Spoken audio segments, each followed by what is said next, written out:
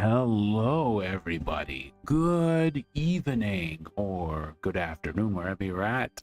Najumu here, and welcome to more Tavern Talk. So, a little bit of a recap on what happened last time. A shooting star, or rather a rain of shooting stars, have actually dropped through the vicinity and has caused quite a bit of damage in the area. So there is quite the mystery behind what caused this meteor shower. Or it's not meteors, it's stars, basically falling stars. And we are trying to find out from the many patrons who join the tavern at the best of our ability. And while we also resolve other issues that came up, we also got introduced to even more characters, and we have pretty much a new pairing. Yeah, a kind of a brother-sister pairing when it comes to both Melly, little cat girl, and Blaze, The guy who always wears, who always like covers his mouth and looks like this edgy, like ninja. And even though he is kind of like being the kind of person who doesn't want her to be around him, he's acting a bit of a, he's actually a softie, to say the least, but he's not trying to show it. But yeah, I'm pretty curious on who else is going to show up in the tavern, and if we're going to find more clues to what have caused the shooting star phenomenon. All right, and as per usual, good morning, Rayquaza. Welcome to the stream. Hope you're doing well and dandy. All right, let's continue. All right, let's see. We are now at New Horizons. Oh, it's raining. 4th of the astral moon. All right, let's go. Let me make the game audio slightly a bit louder. There we go. Oh, who is this boy? Who is this boy? Good mythical morning. It's well past noon. It's still morning somewhere. Plus, a wizard doesn't care about things like time. Time's only relative, but also flexible. Like a gummy worm. One time, I've actually tried breaking through the space-time continuum using a loophole through the primordial vortex. And? Did it work? No. But almost. I would have needed a drip of primordial seed to enhance the curvature, and that should have done it. What? No access to the primordial sea. Bummer.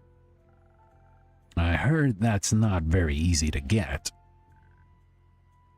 Theopractically, it is. Theopractically? Practically in theory, duh. Ah, that makes sense. I get it. You do? Alright, let's actually save. Which one are we gonna save? Let's save here. Yeah. Okay, we're gonna like say, of course I do. But he may think, oh no, this is BS. What are you talking about? Let me see.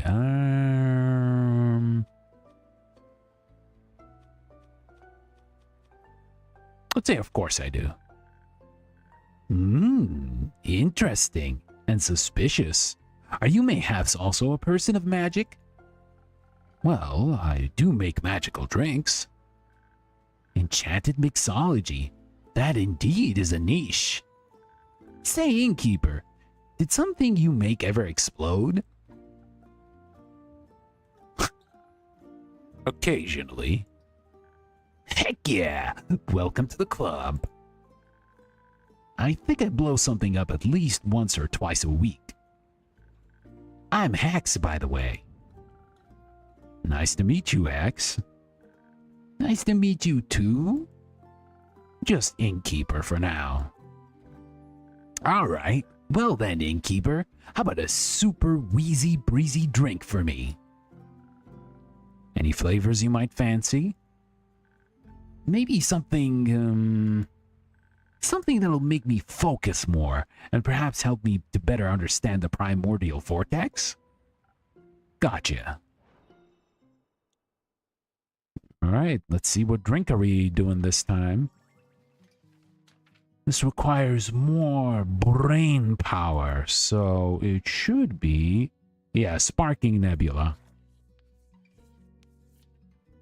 Okay, so let's pour some here. Pour a good bunch.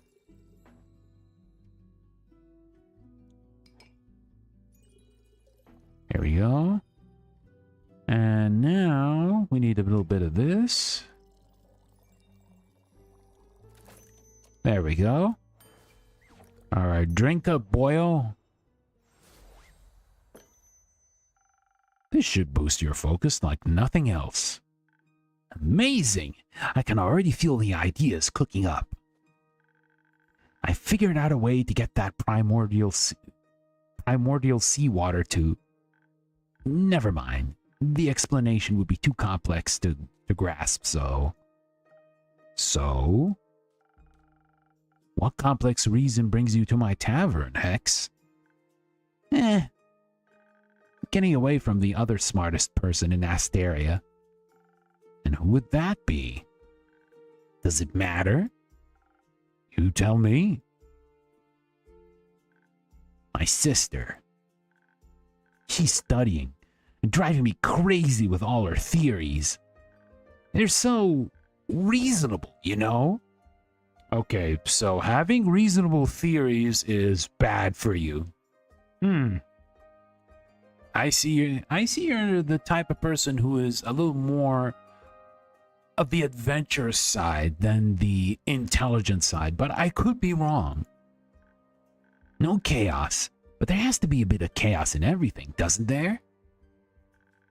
Wonder how she gets through life with so much structure.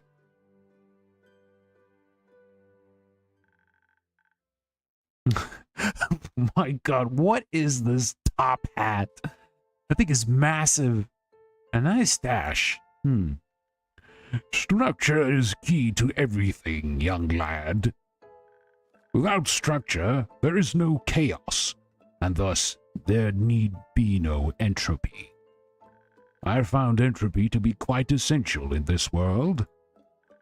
And you are? Oh, how rude of me. Top of the morning to you, lad. And to you, innkeeper, is it? Correct. Nice to meet you. Nice to meet you, too. I suppose you may call me Scully. My actual living name would be too ancient to be spoken out loud. I'm an archivist. At least I used to be. Now I'm dead. Somewhat. Not completely, obviously. Under mysterious circumstances, I happen to be still conscious. So you're undead? Precisely. How? Well, I passed on, and then one day I rose from my grave. It was like a long sleep, completely knackered for thousands of years. At least, I believe it's been thousands of years. What year is it? 1755. It's brutally long. So, how did you come back to life? I'm not too sure myself.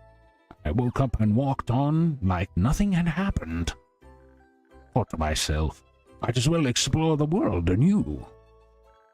Those who'd risen with me didn't seem to be inhabited by an independent consciousness. And alas, didn't care. Those who'd risen with you? There are more like you out there? Of course, undead rarely rise alone.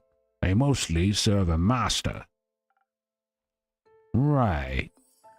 However, I decided to not bother with that and go my own way. Going south, I passed through Zoford and found a small little tavern. A bit like this one, more nautical in style. I had a lot of fish. Never been a fan of seafood. Though, I got to listen to a lot of the town's gossip. Care to fill me in on that Zoford gossip?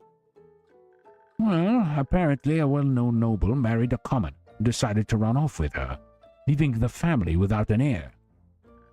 There's more.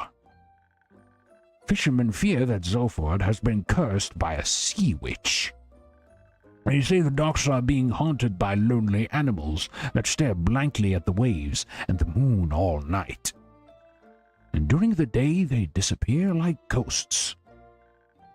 Bit of a weird curse. Fitting for any sea witch or wild sailor's tale. Innkeeper, say, do you have a drink for this undead fella? A drink and a mop? Just drink. I won't be needing a mop. If you say so. What would you like? There's something that will loosen up this non-existent tongue. Something full of charm and appeal. Coming right up. Okay, so it's going to be focusing on charm as per usual. Alright, let's see. Which one has the most charm? So I guess 1,000 wins. And we're going to go for 1,000 wins. Let's draw that up there. We'll get some of that charm right in there. Ooh. There we go.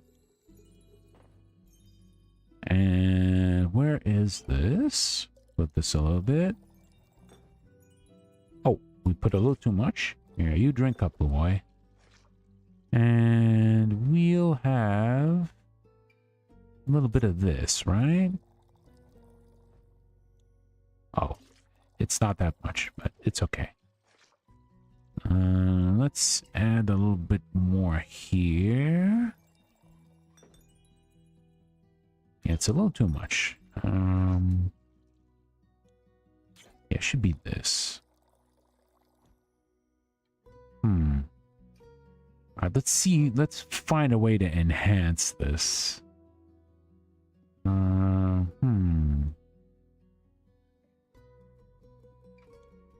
Probably something like this.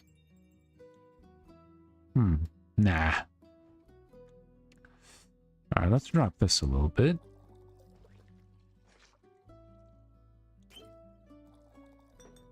Alright, and then we can probably try... Because from last time, we basically learned that these can help enhance the other ones a little bit. There we go. Here you go. There you go, Skelly. Sir Skelly. A real charmer, just for you. Jolly! I feel like I can conquer worlds with my words alone. Oh? Not that I would ever do that. I care more about words than worlds. Archivist things, you know. I spent most of my life reading, sorting, and archiving. I didn't leave a lot of time for dreams of hubris. Are you sure? Academic hubris is a powerful one. Come on now. That type hardly counts. Agreed. It's only natural. Oh, I think you've given me an idea, Bone Man. I did? Yes. If I can enhance the aging process of cells, the incubation procedure could... Alright, I gotta go. My sister asked if you've seen me. No, you didn't. Thanks. Bye. Oh, he skedaddled out of here quick. Energetic young fella. Indeed. If you don't mind, innkeeper, I'd like to linger here a bit and enjoy the moment. Of course.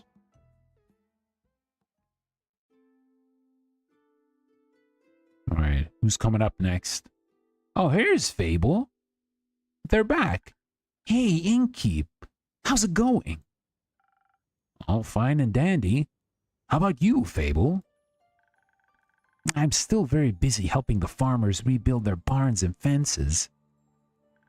Also, apparently, a bunch have lost their crops due to how hot the stars were. It's terrible. Seeing all this destruction is terrible. I've never seen anything like this before either. Historically, the Lady of the Gilded Sea never struck me as someone to unleash baneful omens. Apologies. My manners. It's impolite to burst into a conversation just like that. I'm Scully. Fable. Nice to meet you, Fable. Again, my apologies for the impulsivity. That's all right. I'm just surprised you can actually talk. Oh, no offense. I just thought, usually... Untaken. Usually, skeletons don't speak. Theopractically, they don't. Theopractically? Practically in theory. Exceptions confirm the rule. You sound like a wizard. Please don't say that. Yeah, he doesn't want to be compared to Hex. Or they don't want to be compared to Hex. Okay, let's pretend I didn't. Scully, how did you like his drinks? Surely an experience. I could feel it gurgling in my bones. Sometimes they do that. Could you also make me a drink, innkeeper? I don't want my bones to jingle. Something that enhances my finesse would be nice. You know, you have to be very delicate with zucchini seeds, or they'll give up immediately. Of course. Coming right up. Alright, so I guess it's the usual for Fable. Yeah. Let's see. Yeah, we'll go for Swift Strike. They always love the Swift Strike. Okie dokie. Where is... Yeah, let's put that up there. Now, we still need a bit more. And,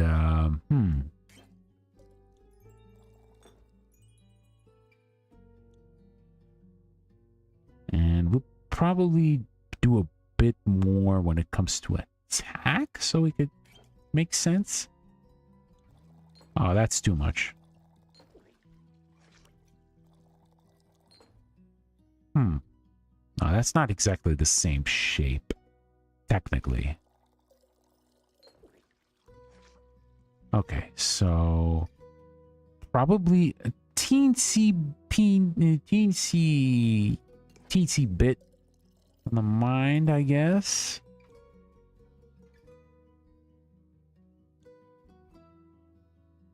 And maybe a little bit, yeah, a little bit of defense, I guess. Oh, there we go. Yeah.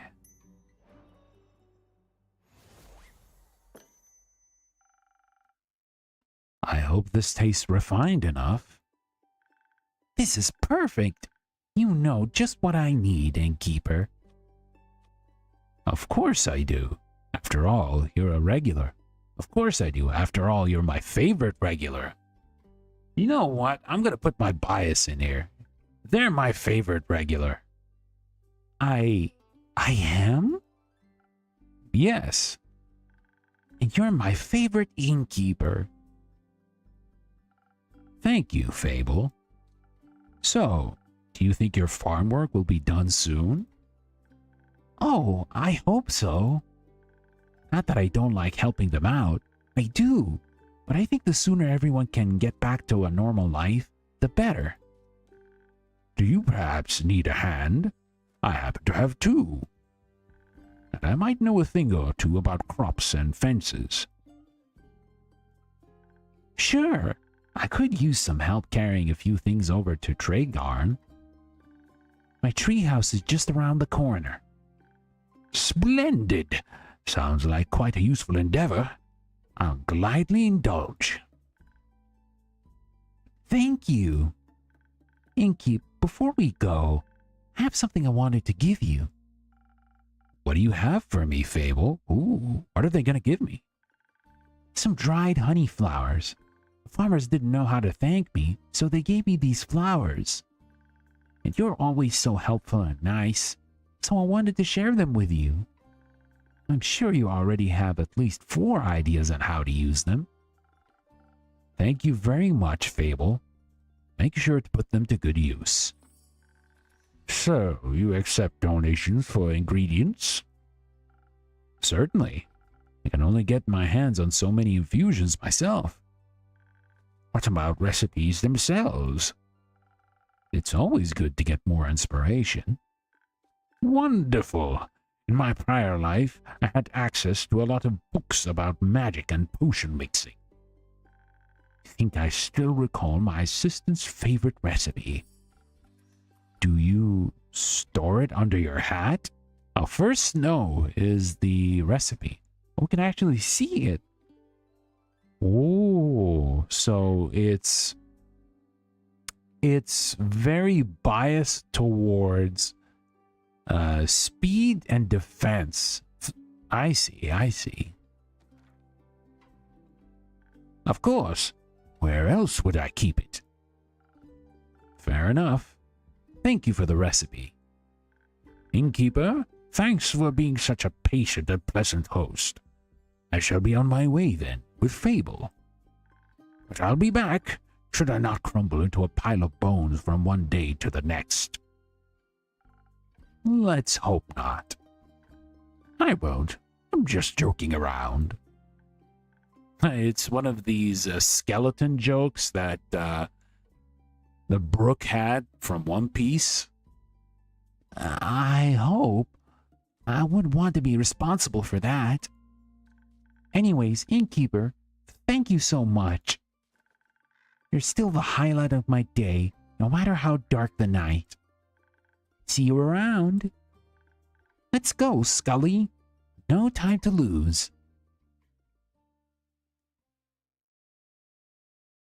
Scully looks like a nice, dapper gentleman.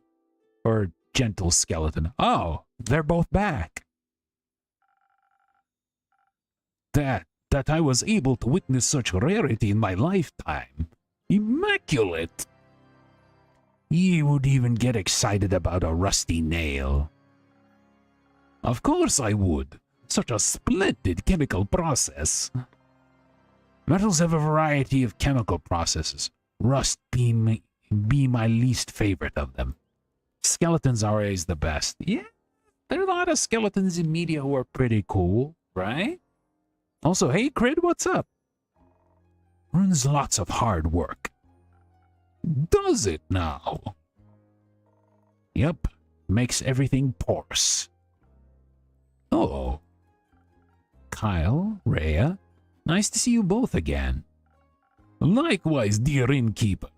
How has your day been? Can't complain. Had some interesting customers today.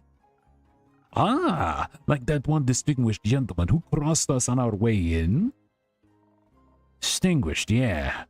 Gentleman, don't know. A giant top hat doesn't make you a gentleman. What makes you a gentleman? Manners. He was quite polite, I recall. Greeted me with the tip of his hat. You find everyone polite, even your slime. But Mr. Slime is quite polite. What a peculiar wall clock you have there. I feel like I've seen it somewhere before. It looks like the clock in Evelyn's living room. It reminds me of all the times I've impatiently waited for her to come home after important meetings and banquets. Do you know if that is her clock by any chance? I think that might be a story for another time. Let's not worry about it now, shall we? Okay. Say, Inkeep, have you read that letter yet? That'd be a story I'd love to hear right now. Not yet, no. Tragic. I've always loved writing letters. Inkeep, you got a drink for me? Something that'll make me tougher, so I can get through today's babbling? Of course. Alright, a tough drink. Let's see. Yeah, we'll go Frosted Lagoon. Dun, dun, dun, dun, dun. Awesome. Now, we'll do a little bit of this. And a little bit of this. There we go.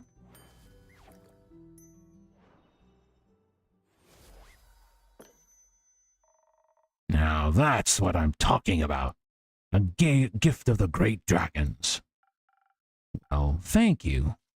Give it my best. Can taste that. I feel sturdier already.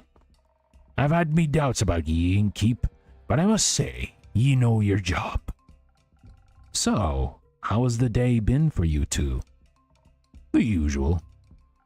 Splendid! It was my first day in centuries out under the rays of the sun. And how did you like it? It's brighter than I thought. The light of the sun, I mean. Ray and I took a day trip to the capital, since I rarely get to see it full of daily life. There were so many people. Too many. Just the right amount for a city. It was so vivid, it almost made me feel alive. And everyone was able to admire my beautiful cape. Is that the cape? The cape of invisibility? It absolutely is. How curious. Does that mean you two are going to Boruvia now? Huh? Why would we want to go there? That was the deal. I help ye get your cape, so ye can attend that fancy Boruvian vampire banquet, and I get me gold's worth. Oh, but I got that invitation about 500 years ago. Didn't I mention that? Oh my god. Oh, Kyle, you are such a boy failure. No? What me material then? Well, I can give you the gold right now if you want. Can you accompany me a while longer though? Fine. Oh, wonderful! Every second I spend with you brings me tremendous joy. What a great day to be a vampire. I've got my cape back, and I can walk under the sun like mortals do. Say, innkeeper, what have you thought of a new drink? One that would just taste as incredible as the gentle and welcoming beams of sunlight feel on your skin? That's kind of a vague description. I think I might have something in mind already. Ah, wonderful!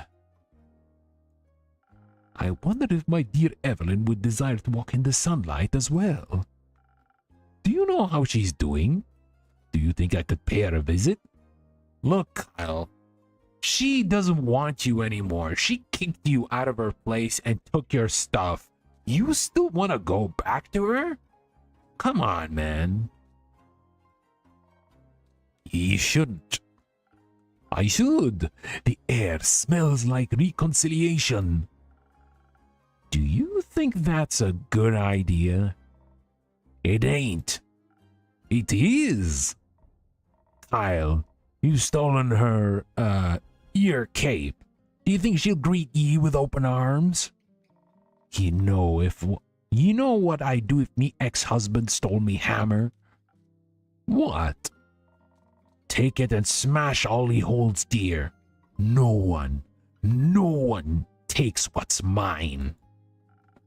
But the cape is mine. Is she of the same opinion, ye think?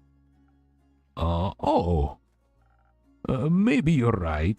It will be a shame to lose my cape again.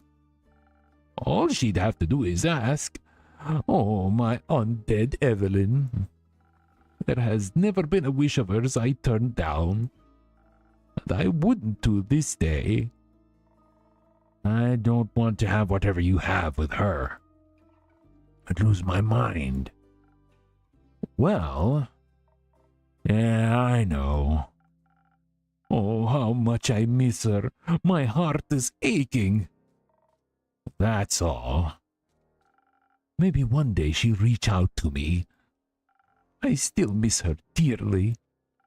And I shall miss her even more, looking toward the mountain's peak, knowing she's merely a gasp away. Maybe a drink could help for now. Oh, would you do that? A drink? For me? Of course. Something strong, please, dear innkeeper, so that my heart may stop aching soon. Something strong. Let's see what's going on here. Okay, so attack-based. Let's see. Something that is... Ooh, Sailor's Courage is looking nice. Yeah, let's do Sailor's Courage. Bum, bum, bum, bum. Let's drop that. Ooh. Oh, we still need a little bit more? Sure. Alright. And we'll do a little bit more here in terms of defense. And probably a bit more when it comes to... Alright. Let's see which one of these can we do more. Let me see if I can drop this. Maybe it'll...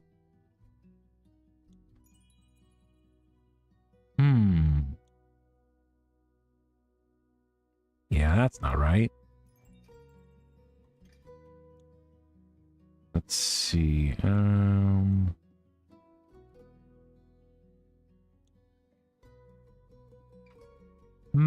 Which one?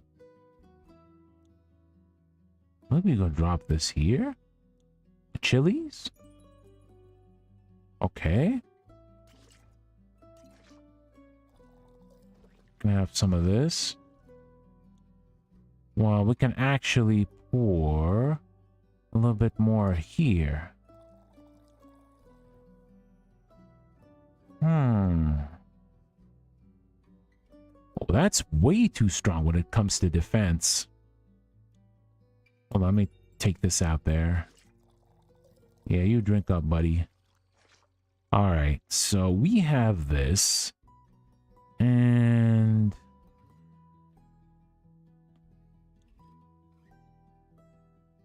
Can we actually put 2 of these? Yeah, you can't. Although this seems pretty good. Ah, there we go. Awesome. That works.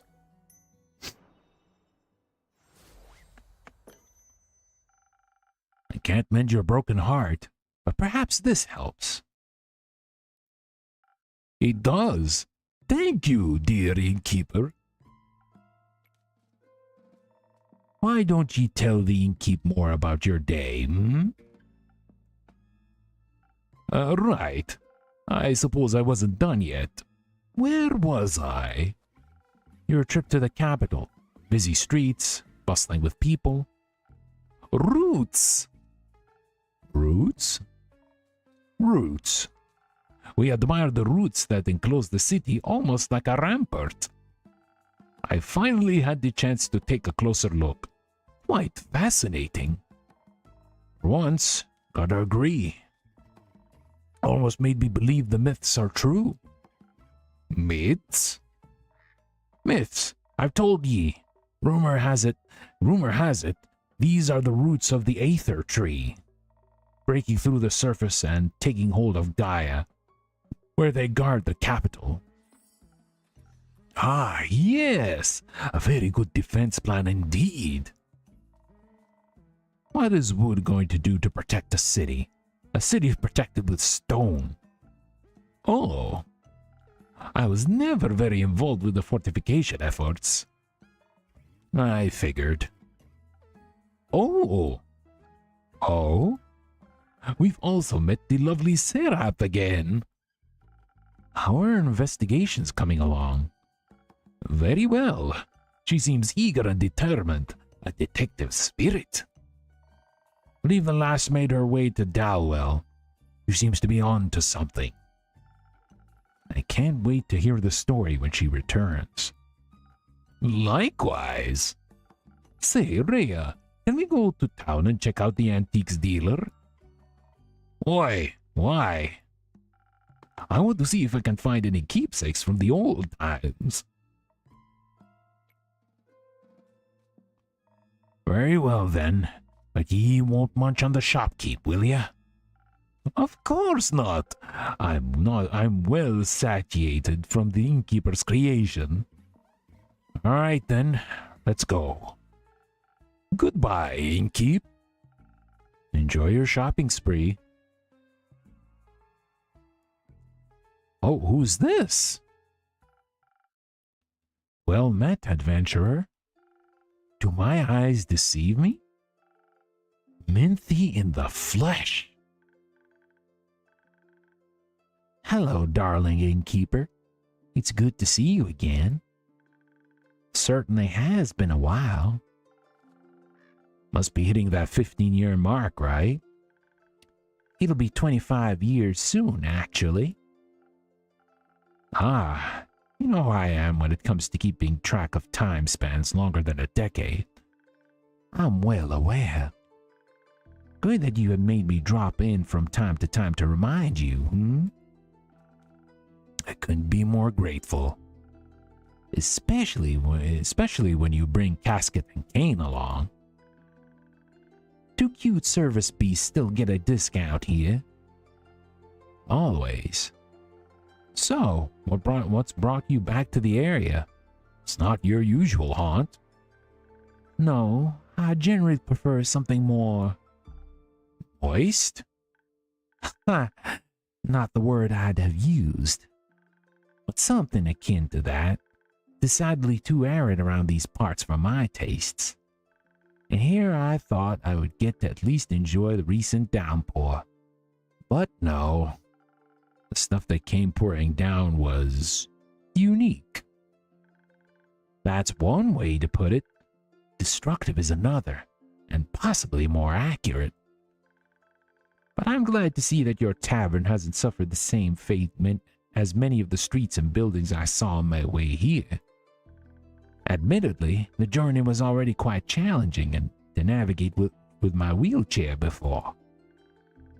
Though the scenery has always been worth the struggle.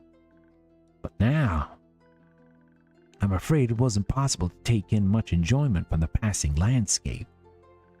Not when I had to pay so much attention to not endanger myself and my sweet service beast. You've told me about your struggles. You told me of your struggles with traveling before. Sorry to hear that recent events have made it worse. So basically she's a disabled person. She's on a wheelchair, and the service beasts, I think, which is this doggo on the right, is probably the one that helps her like walk, maybe? No, guides her. I wonder if she can't see. Because usually a lot of like people who can't see very well, they have dogs with them in order to help them guide the way. So maybe she can't see as well. I'm not sure, but we'll have to wait and see. Oh well, we're here now, aren't we? And I do have to say, using the primordial vortex as a way to skip your veranda stairs is a marvelous accessibility touch. Quite the impressive work, my friend. Glad to hear that my little spells are doing their job. I hope the cities will put similar care into rebuilding the streets. Flatter cobblestones would do wonders for many people like me. But believe it or not, I didn't come all this way to talk about the development of inclusivity in urban infrastructure. No, really? Shocking, right? I'm here on the hunt, one could say. What do you have your eyes on? Protection pearls. I've heard a few hushed whispers in my library. Folks say the pearls appear in the Lonesome Lagoon this time of year. Ah, those again. Good hunting, then. Thank you.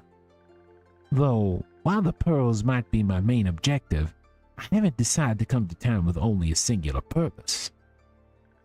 I need to ask you for something, innkeeper. A good drink? No, my manuscript, darling.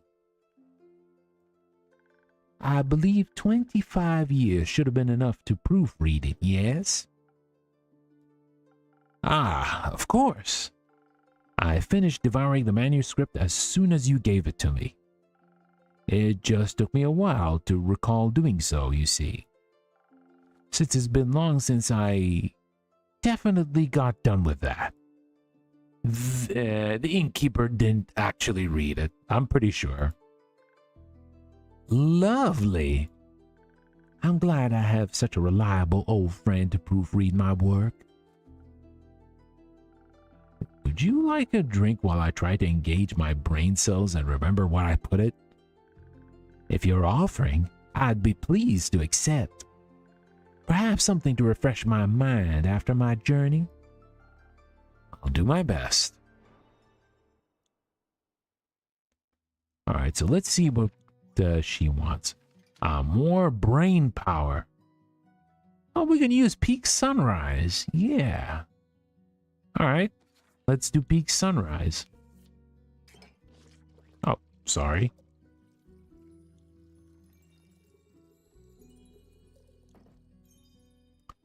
Alright, and then we'll do a bit here. And... ooh, that's a little too much.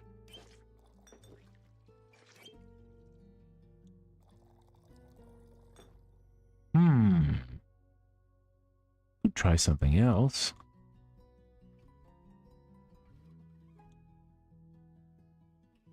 Maybe this? Probably not. Alright, drink up, Andu. Alright. So we'll add a bit more of this. And let's see. Probably... probably this. Oops. And we'll probably do a little bit of defense. And a little bit of... that didn't work? What the heck? So maybe I'll put a bit more defense? Oh, that's too much. Yeah, drink up, Andu. Let me try something different. Boy. You know, with all these drinks, like... does Andu have a bottomless stomach or something? Not sure.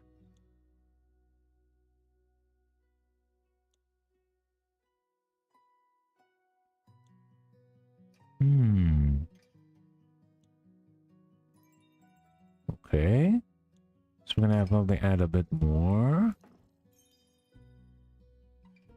Gonna add a bit more here. And probably add a bit more over there. Oh no, that's the wrong one. I should have done this. Okay, that's probably not enough.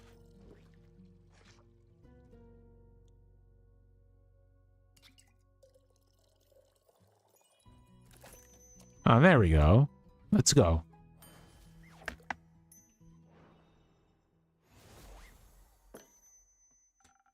I thought very hard about making the perfect drink for you. Ah, I missed this. Good to see your mixing skills haven't diminished one bit. In fact, I think I might be coming up with an idea for a new story. Let me note this down really quick. Take your time. So, while I enjoy your mixology, no matter what you put in front of me, I'd enjoy it even more if you could recall the location of my very precious manuscript. You know, the one I lovingly worked away for almost half a century whilst my library came to be. Certainly. It should be just below this pile. No, wait. I must have put it over there, actually. All right. Given this ongoing battle with your organizational habits, it might take you a bit longer to recover it. And I have some pearls to get to. So how about this? I'll return in about 7 days, and then I can tell you all about my pearl hunt in exchange for my manuscript. My proofread manuscript. That would be helpful. Hey, stranger, what's up? Good. It was nice seeing your wary face again, innkeeper. Likewise, Minthy. Have a safe and pearl-full journey. Huh, I'll try. You started playing Power World. Ooh. Yeah, Power World looks pretty cool, but yeah, it seemed like it was a bit of a time sink. I know like a good bunch of people were playing it, like from my friend circle, but eventually, much like games that get a lot of hype and then in a few months it kind of quiets down a little bit. Yeah, none of my friends are playing it anymore. Although, like, good luck to the devs because, yeah, they're in a bit of a pickle when it comes to their inspiration. When it comes to facing their inspiration, to say the least. 7 days should be enough to read a manuscript, right? Yeah, they pretty much didn't read this. Okay, new quest. Alright. I just started it and I wanted to play it for a while, and I'm loving it. Awesome! Yeah, it is pretty fun. A little bit different from the usual monster catching games, but yeah, it is pretty enjoyable from what I've seen of it.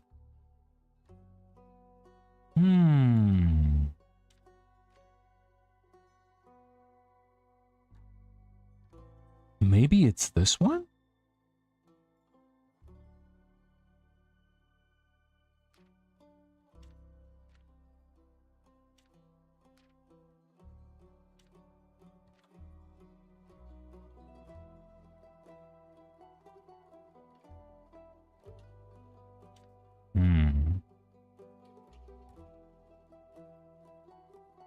Zoford's docks are popularly viewed by animals. Surely only a sea witch.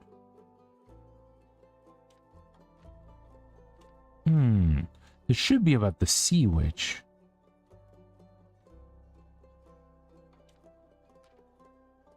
No, not this one.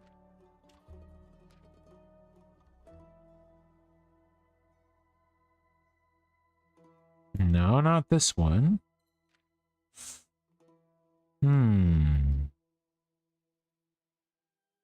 Lonesome Lagoon.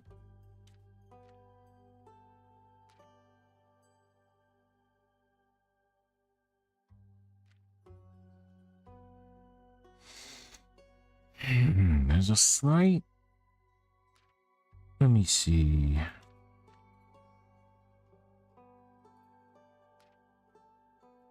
Oh, hold up.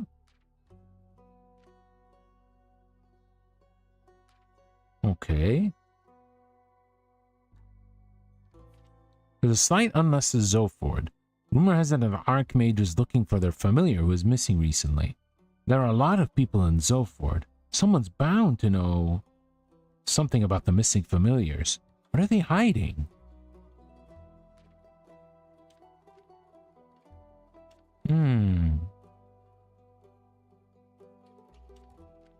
Let me see.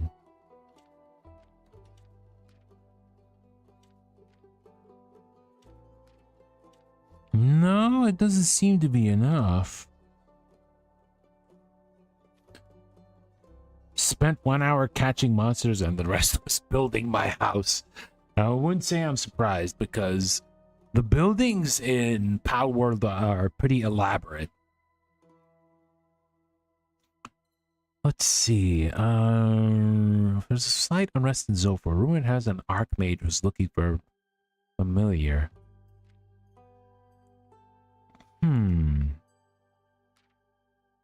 Deep within, no, not this one.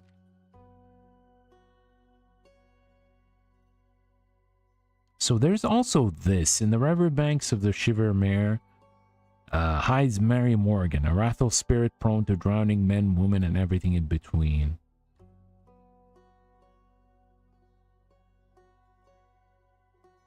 That is not the Lonesome Lagoon, though.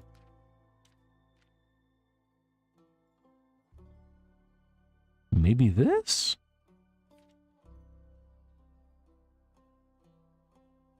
Let's try. Lively city of Zoford is not only for its docks, but also a large community of mages. Lately, there seems to be something mysterious going on there. The familiars of several archmages have gone missing and nowhere to be found. But it's a big city. There must be someone who knows something. Could their disappearance be related to the tale of the sea witch who cursed Zoford's docks? Okay, so we did it. Nice. Made 2 floors and made the roof into an open bar. Kind of like tavern vibes. Ooh. That sounds pretty nice. Having an open bar probably would be nice for like any monsters that you have in order to visit. Could be pretty alluring for them. All right, crossing the inroads. Let's see what we got. Let's see who's coming in. Ah, Fable's back. Hey! Good morning, innkeeper. Would you please make me a drink? I need something to wake me up and help me feel agile again. Of course, Fable. Just a moment. Alright, they need to be prepped up so that they wake up. Let's see. Yeah, let's go for the usual swift strike. The old reliable.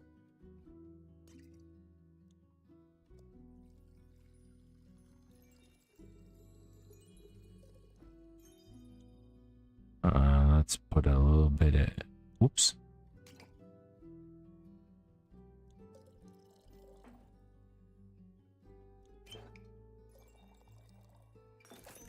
There we go.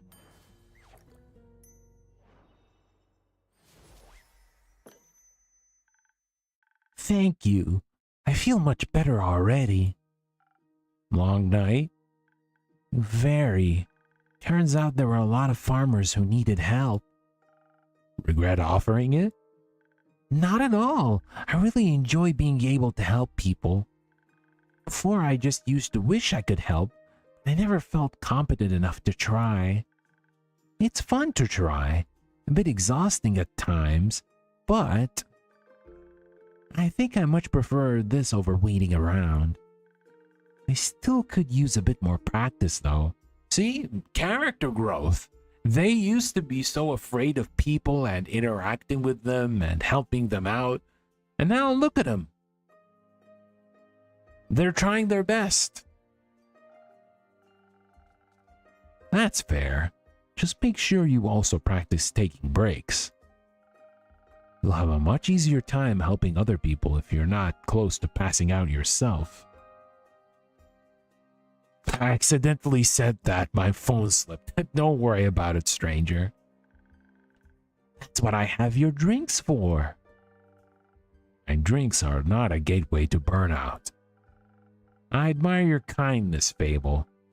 But you too should fall under the umbrella of people you're being kind to. I mean, I am pretty good at falling. You're pretty good at a lot of things. I try. I know. Stay and have a rest now, okay? Okay. Oh, who's this? Oh, the music actually changed. Let's see, what kind of voice should I give this fella? Good day to you, innkeeper. Good day to you too, adventurer. Yes, an adventurer. That is what I am indeed. I come here seeking a drink. What a coincidence. I do happen to have some of those in stock. What can I get you? What kind of drinks do adventurers usually get? Whatever drink they desire. Then, well, I could do with something that tastes good. Okay, take care, stranger. Have fun. Of course. Perhaps something that could protect me from my foes? Defense is the base of every adventurer's skill set, is it not? Possibly. Let's try it out. Alright, let's give him something defense related. Ah, there's this though. First snow. Let's try it for the first time. And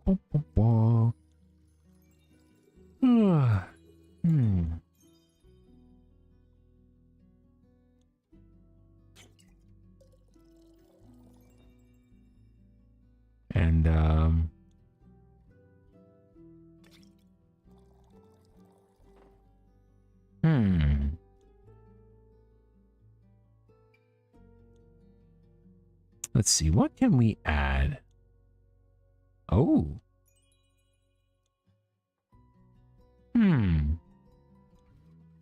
Oh, that's too much. Oh, first snow, right? Yeah, it's first snow. There we go.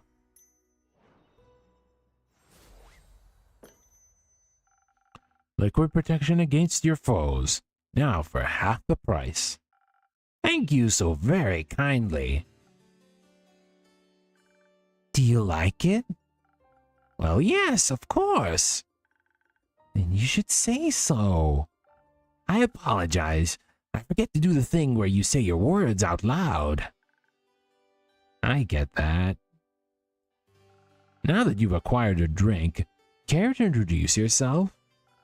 How incredibly rude of me to forget. I'm Gustav Archibald Richmond III, son of Lord Gustav Albert Richmond II and Lady Dorothea Bridget the 27th. An up-and-coming hero from Windmore. And who might you be?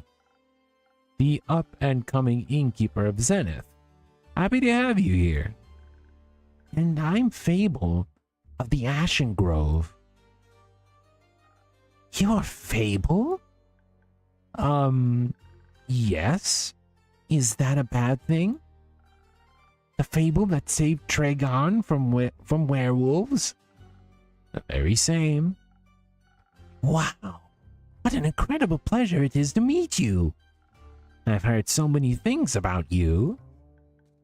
Oh, good things, I hope. Of course. They say your skills with the bow single-handedly saved the village from 2 bloodthirsty werewolves. I wouldn't phrase it quite like that. They are very good with the bow. Incredible! I wish I possessed such spectacular skills. They spoke of you helping with the aftershocks of the starfall as well. I mean, that's a given. I need to help out when I can. You truly had the heart of a folk hero. How admirable. What about you, Lord Gustav Archibald Richmond III? What are you the hero of? Well, I'm... currently leaving my backstory era. I'm in the first act, so to speak, on my journey of becoming a full-blown adventurer. I've had a little bit of a late start, but I shall catch up with haste. Also, Archie is just fine. You don't have to say the whole thing every time. Well, Archie, if haste is what you're looking for, I can help with that. Someone gifted me golden feathers a few days ago. Prepared an infusion for the right drink, they can hasten you up in no time. Really? That's spectacular! I've always thought those things were myths or legends you only read about in books. Do you read a lot? You know, sometimes. Not that much. You should. You sound like someone who enjoys adventure, and books are so full of them. They are. I'm just too cool for books. I don't know, man. You look like a nerd. Books are cool. You think so? Yes, I do. I mean, look at the Innkeeper's Journal. It's super cool. The coolest. Oh, well, actually, maybe I do read quite a bit. I'm sorry for being so weird about it. Don't worry. We're all a little weird sometimes. What kind of books do you like? Anything full of adventures and heroes and adventuring heroes. All right, that's cool. Look at that curled mouth that he has. They're just like me. Obviously, my parents would much prefer if I read about other things, such as books on etiquette or the newspaper. I'm sure they'd love it if I wrote a dissertation on the intricacies of the Daria negotiations, or even became a diplomat myself. But I think I would fare much better as a savior of this world, don't you think? I don't know, man. The Daria negotiations? I'm unfamiliar.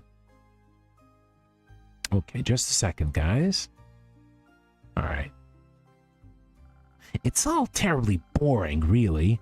They're renegotiating trade routes due to the collapse of a canal bridge that was hit by a horde of spinal rhinoceroses. It's not going all that well, because they can't agree on who would pay for the repairs, the mainland or Daria itself. Just thinking about it puts me to sleep. Then perhaps we should get back to more exciting topics. How do you plan to start off your hero's journey? By doing something heroic, of course. What's something heroic I could do? You could start by helping the local farmers. They're still rebuilding their homes and relocating their cattle as we speak. Great idea! How much gold should I give them? Gold?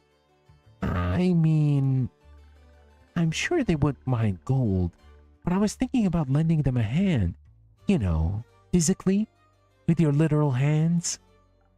Ah, okay, so I would go to the farmers and ask what they need help with. Of course, that sounds... I shall figure it out. Thank you for the inspiration, Fable. It's been an honor meeting you. I hope we shall cross paths again. Till my next quest, Innkeeper.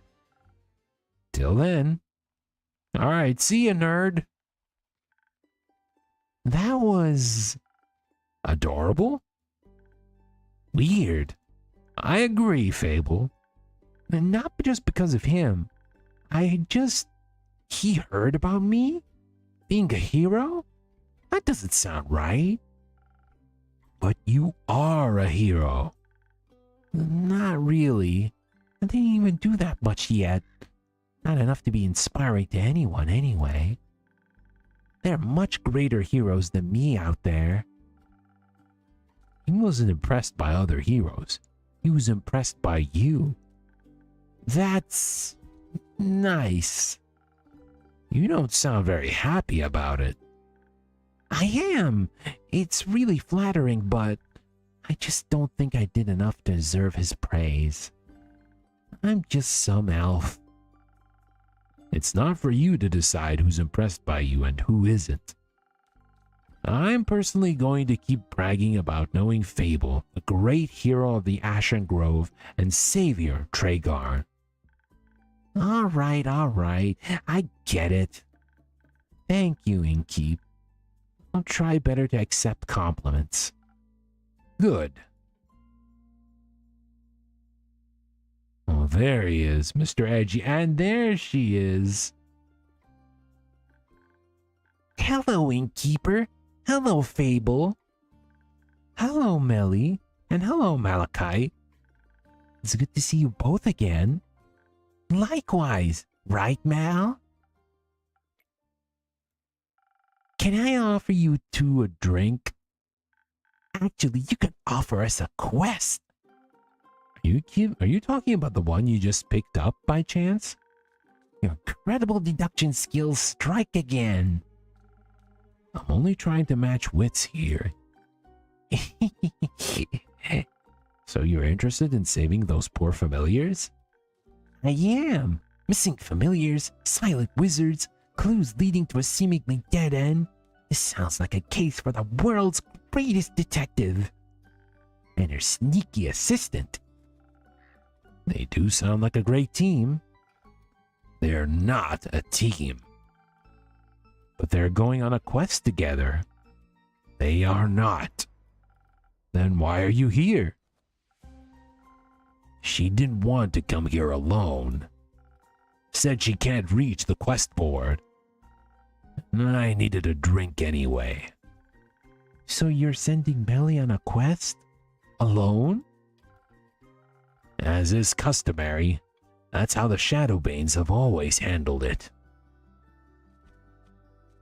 Melly isn't part of the Shadowbanes, but she wishes to walk the path of the thieves, so she must embrace their lifestyle. I think she's trying to walk the path of a detective, and that just sounds dangerous and negligent. I agree. You're not coming with me?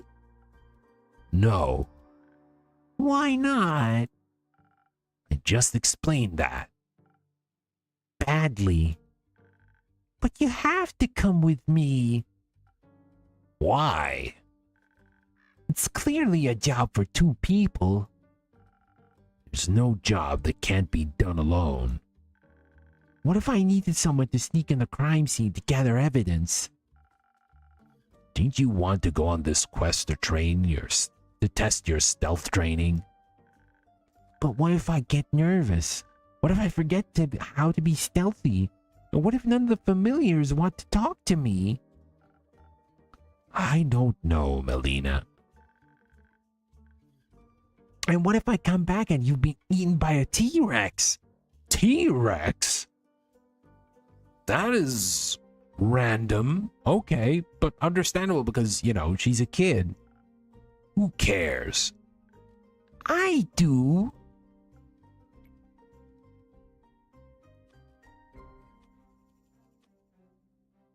The T-Rex threat is much lower in Zofort. I think you should go with her. Honestly, yeah. She's too young. And like Fable said, she wants to go the path of a detective, not a thief. So anything that applies to you as a thief shouldn't apply to Melly. I think you should go with her. I think you should mind your own business. And I think you should make better decisions. Melly is right. You two make a good team, especially for this case. So stop hiding from the imaginary T-Rex of emotional vulnerability and go on this familiar-themed vacation. You might even enjoy it. Listen, Melina, even if I wanted to come with you, I couldn't. I've got obligations, things to do. You're a thief. You don't have fixed working hours, and you don't have any other friends waiting around for you. Maybe not, but I do have a sheepfish to take care of. You have a sheepfish? I do. His name is Rufus, and he doesn't do well alone. Plus, he needs to be fed, and to do his daily crossword puzzles. Otherwise, his wool will get strawy. You serious? Crossword puzzles? That's one very smart pet, I guess. Oh, well, you're right. You can't just leave Rufus alone. He'll get lonely. Yeah. I could take care of Rufus. Fable coming in clutch. What? Well, I live nearby, and I'm very good with animals. and pretty decent at crossword puzzles. That sounds like an excellent idea. What if Rufus doesn't like you? He will, certainly after one of Fable's famous lullabies. You sing? Sometimes. Maybe you can sing a song about how Mal and Rufus got eaten by a T-Rex while the familiars booed me out of town. I think I'd prefer a song about you and Malachite saving those familiars instead. Right, Mal? Fine, but just this once. See it as a final exam for your training. Yay! That sounds fun! Wonderful. So, do you two need any help on your quest?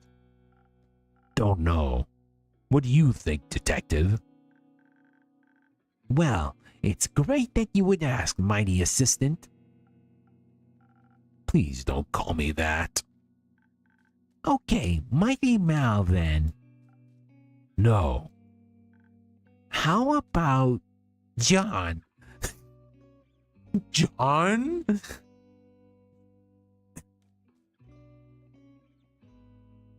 Man, Melly's too adorable. Sure. So, John, thanks for asking.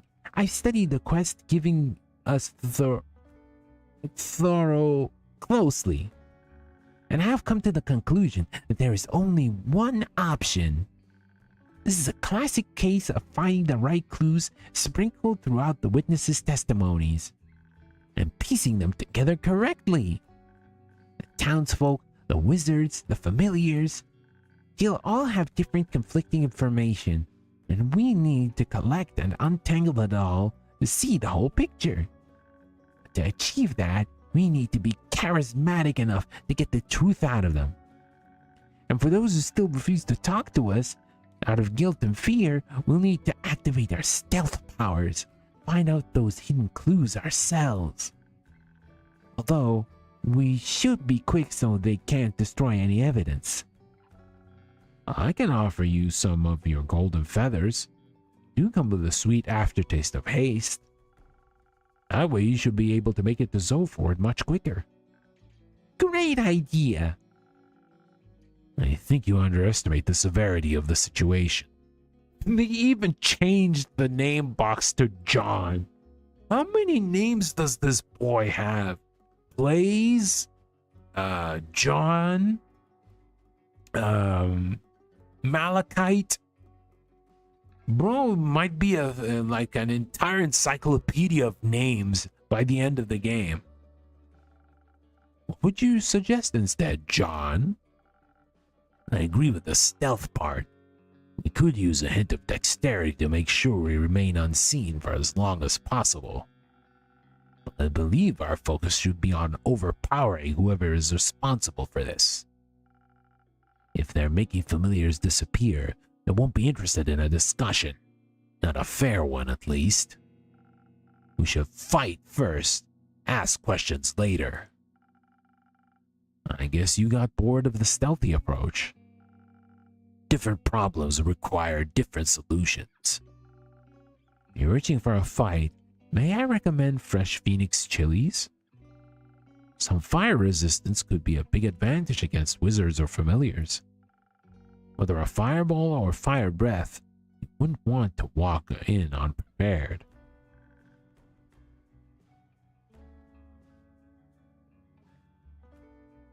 Does Andu have fire breath? Technically, yes, but he's too lazy to use it. I mean, Andu's just sitting in the pot waiting for any failed creation so that he can gulp it up with his infinite, with his stomach being as infinite as it could be in handling so many fluids. It helps a bunch with roasting marshmallows, though. I'd love to try Andu's marshmallows. I'll see if I can set something up when you return. Thank you. I think some s'mores could also help them convince those familiars to help us. That's ridiculous. A dagger would be far more convincing. I think both could work. Innkeeper, what do you think? They definitely need a little bit of dexterity for sneaking around. What should they pair it with? Haste for a quick arrival, and charisma for smooth talking, or pure strength and some fire resistance. Let me think about it.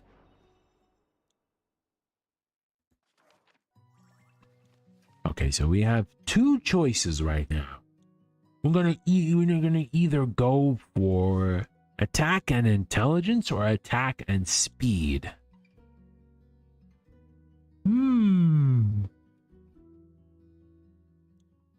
Yeah, let me give a bit of a think. What is this? Can we actually try this?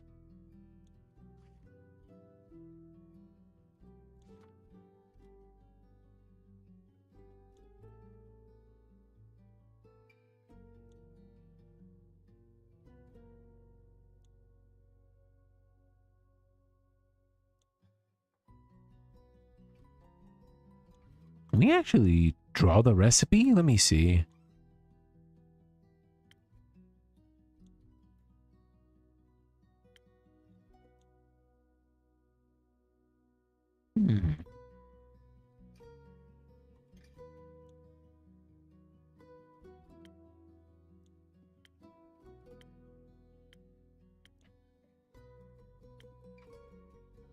No, nothing exactly what I want.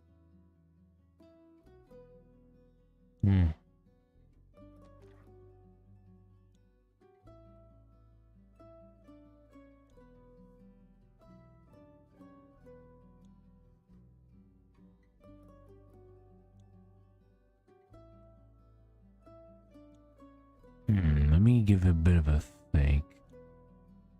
Let's look back here. So, I actually check back the text.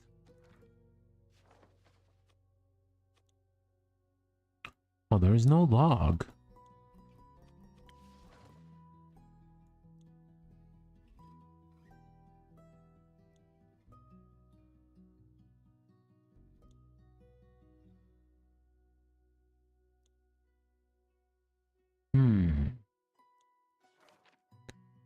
So we'll give more power.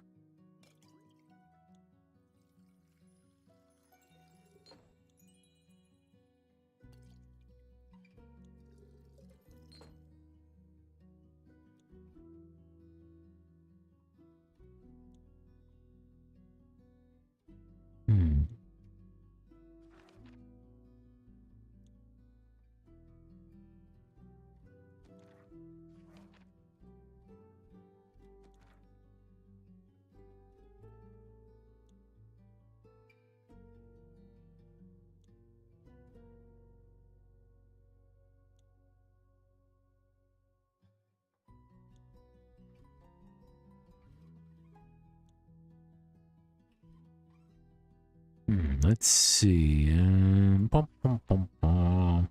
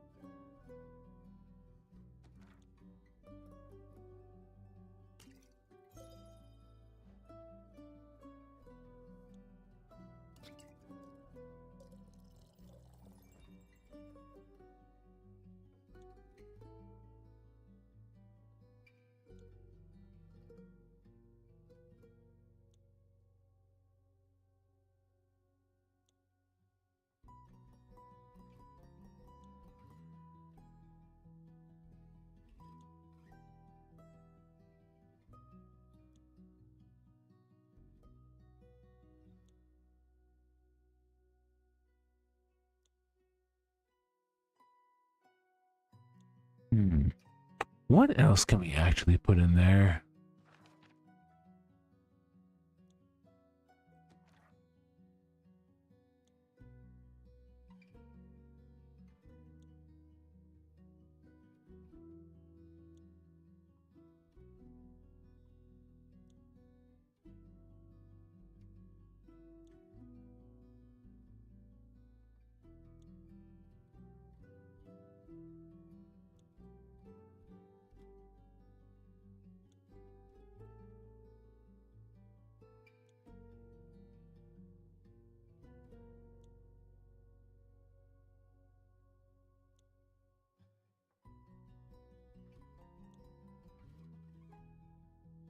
Hmm.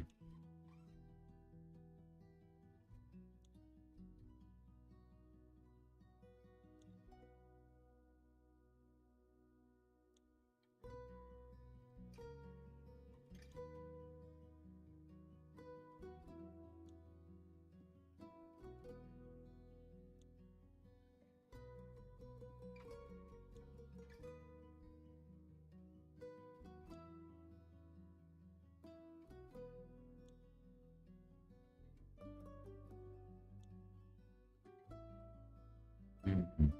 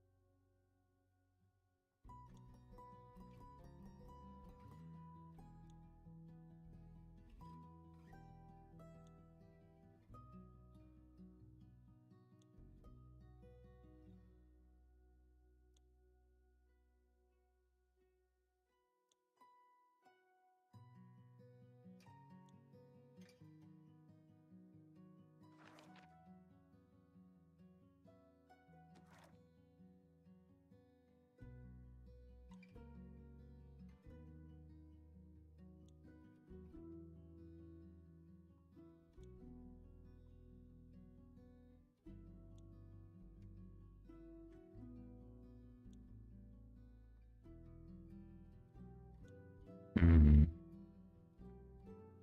Hmm.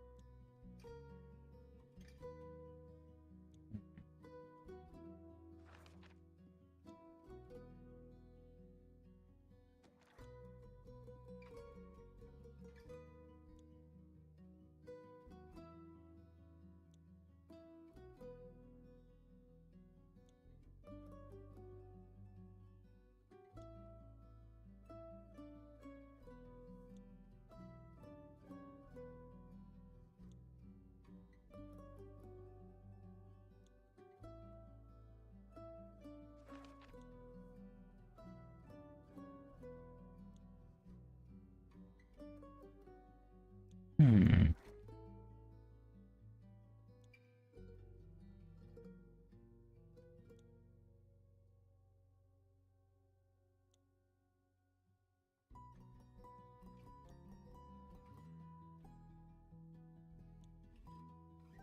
Let's pour this in there. And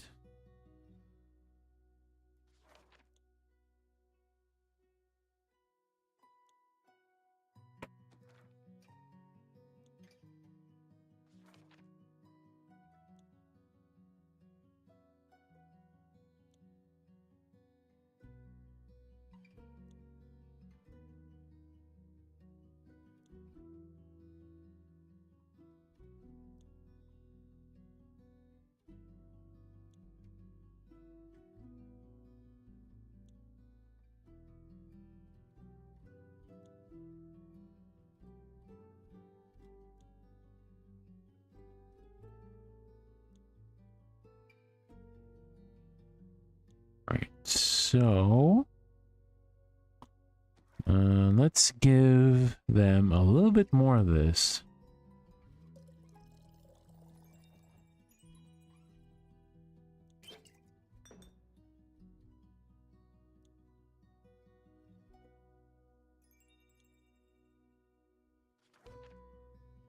Let me see. Let's see if we actually have a drink that focuses on attack.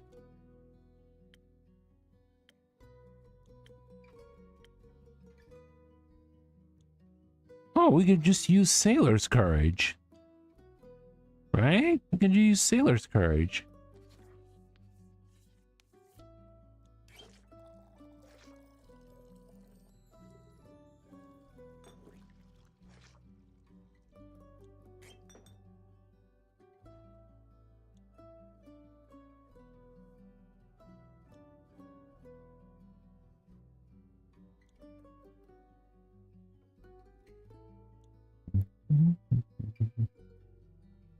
All right, let's pour some of this.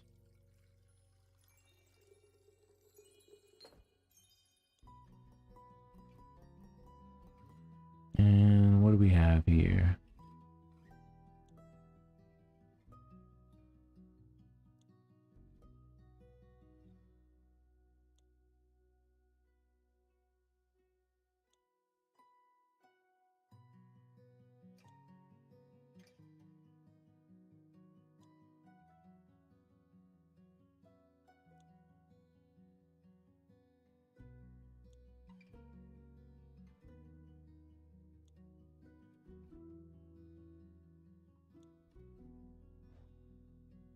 Let me try something.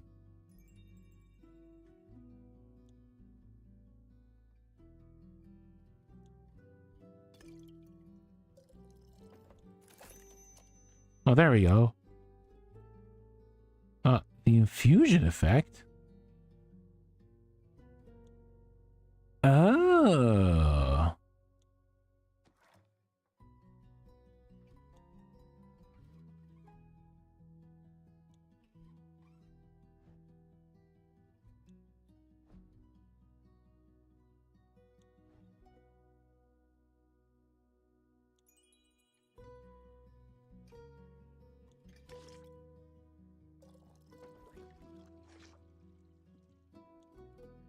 Oh, so the infusion effect also can affect how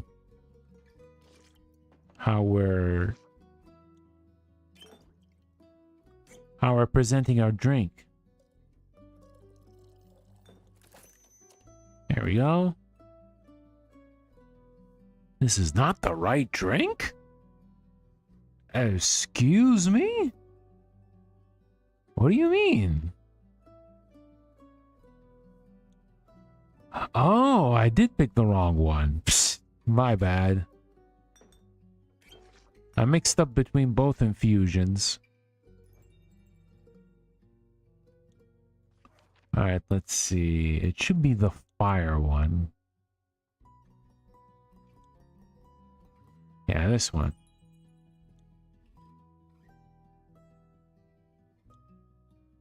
Oops.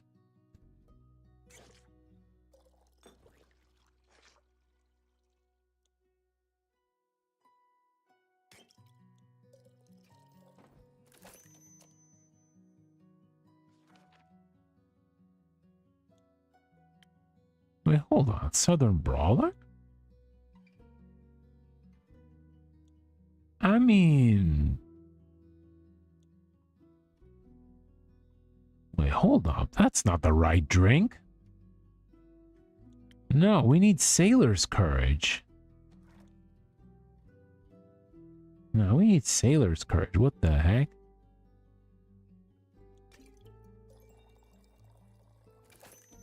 There we go. That's the one.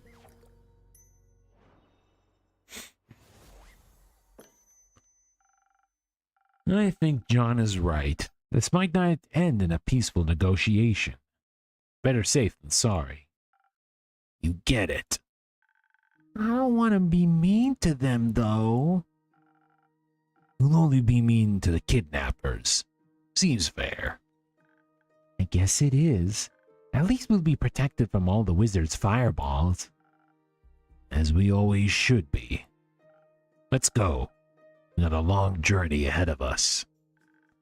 We had taken haste. He's so weird sometimes. It's fun. I think he just wants to protect you. Don't tell him I said that. I won't. But do you really think so? I do. That would be so sweet. I should catch up with them then. Good luck on your quest, Melly. Thank you. Is it okay if I leave with you? Before he changes his mind about Rufus? Of course. And you could sing him a lullaby too. I don't think I will. We'll see. Have fun, Fable. Thank you. All right. I think we should be heading to nighttime now. Oh, it's still the morning. Oh. Innkeeper. Chrissy. Glad to see you're all right. Likewise. Good to see you and the tavern are unharmed. It's quite the disaster out there. And just passing through. Don't have time to stay for long. Need to check on the cottage and the birds and Fable. I'm sure everything is as it was. The canopies of the grove are sturdy after all. Which is why I chose to make it my home. That and the landscape. Hope your trip was nice at least? Oh, it was. It felt good to recharge and refill the creative juices. We walked a lot, actually. Almost mapped out the whole island. We also hiked to the foot of the Borean Ridge, where the auroras touched the peaks. I heard the view is quite remarkable. It was. I'd never seen anything like it before. It was the first time I got to catch a glimpse of them. Also caught a glimpse of the infamous Banshee. Everyone told us to avoid the lonely lagoon because of her, but it's too beautiful to ignore. I doubt the Banshee means any harm. Everyone yearns for a friend after all, even scary creatures. It gets lonely as a monster sometimes. Everyone is scared of you. Perhaps people shouldn't be. No one could choose who they're born as. Should accept them as they are. I have a few patrons who'd really appreciate hearing that. And I'd be happy to meet them. Speaking of which, I got you something. Oh? Yeah, remember the gnomes? Actually met some. Really? Had a booth at the convention. We're selling all types of stuff. I remembered our conversation and got you this.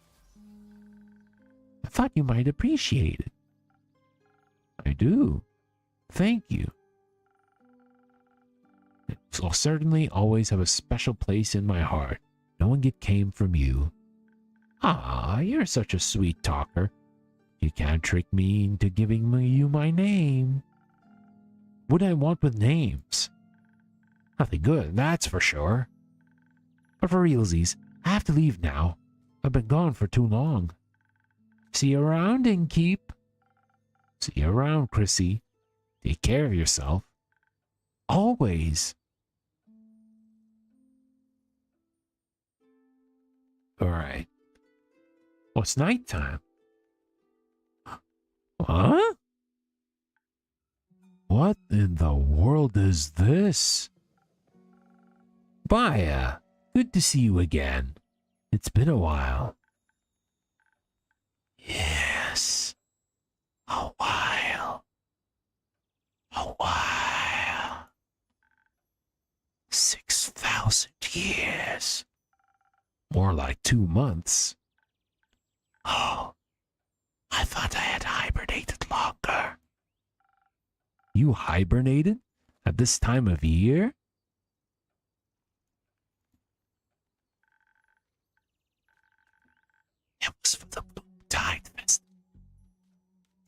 near my swamp here during the dreaming moon. Druids and bards joined together in search of the moon pools for 2 whole weeks. They dance, they laugh, they scatter pretty little flowers everywhere. They hope if they can satiate the land, it will lead them to the reflection of the cosmos. You mean the set of mythical lakes that's said to reflect all of the 7 moons at once? Yes. Ever since the Twilight Chasm portal opened up within them, mere 30 years ago, travelers have become increasingly obsessed with bathing in their beauty.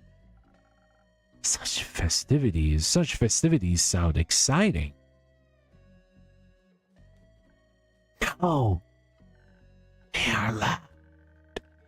With their songs and their arguing about getting lost in the endless maze of the marshes. They walk around with torches burning amber. They swing too close to my precious vines. Why would you bring fire into a swamp? It is a little rude. Exactly. You know, I tried to join them one time. Their dainty flowers intrigued me. I snuck up to them, dressed in my prettiest poison ivy, adorned with thorns of the undying trees. And you know what they did? What? They chased me away with their fiery brooms, chanting, "Demon, be gone," from the top of their tiny lungs.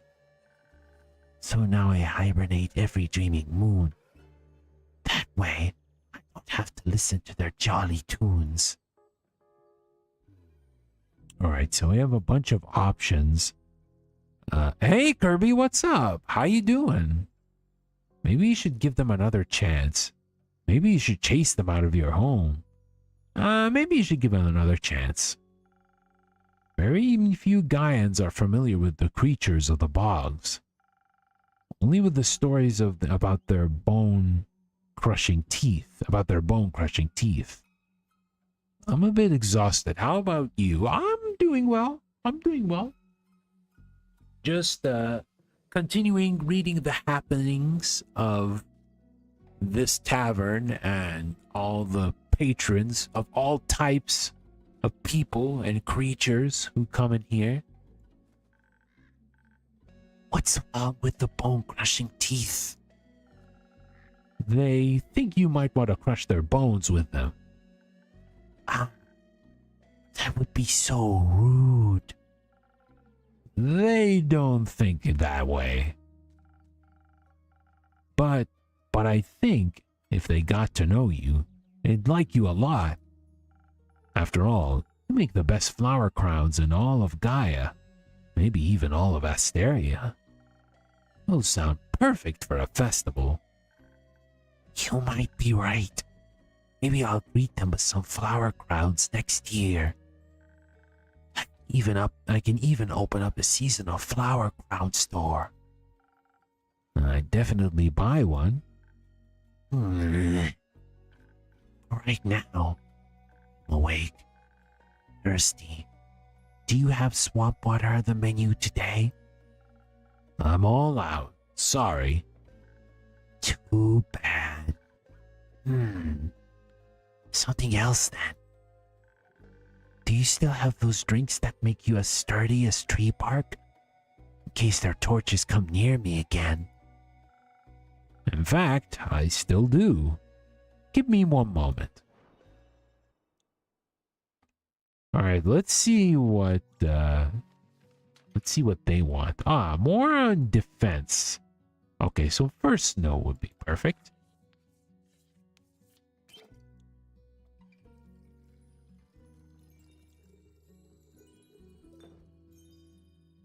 Okay, so what would boost? Okay. But if ever... Gonna be lurking, gonna be playing some Tekken. Okay, good luck with your Tekken run. Good luck in ranked. The hell known That's Tekken 8 ranked.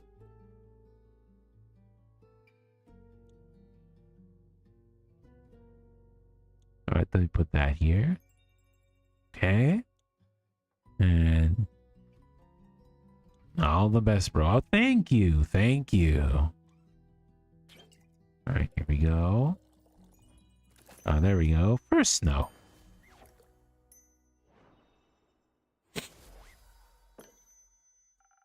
Liquid tree bark, just for you. Oh, delicious. I feel like a devouring torch now.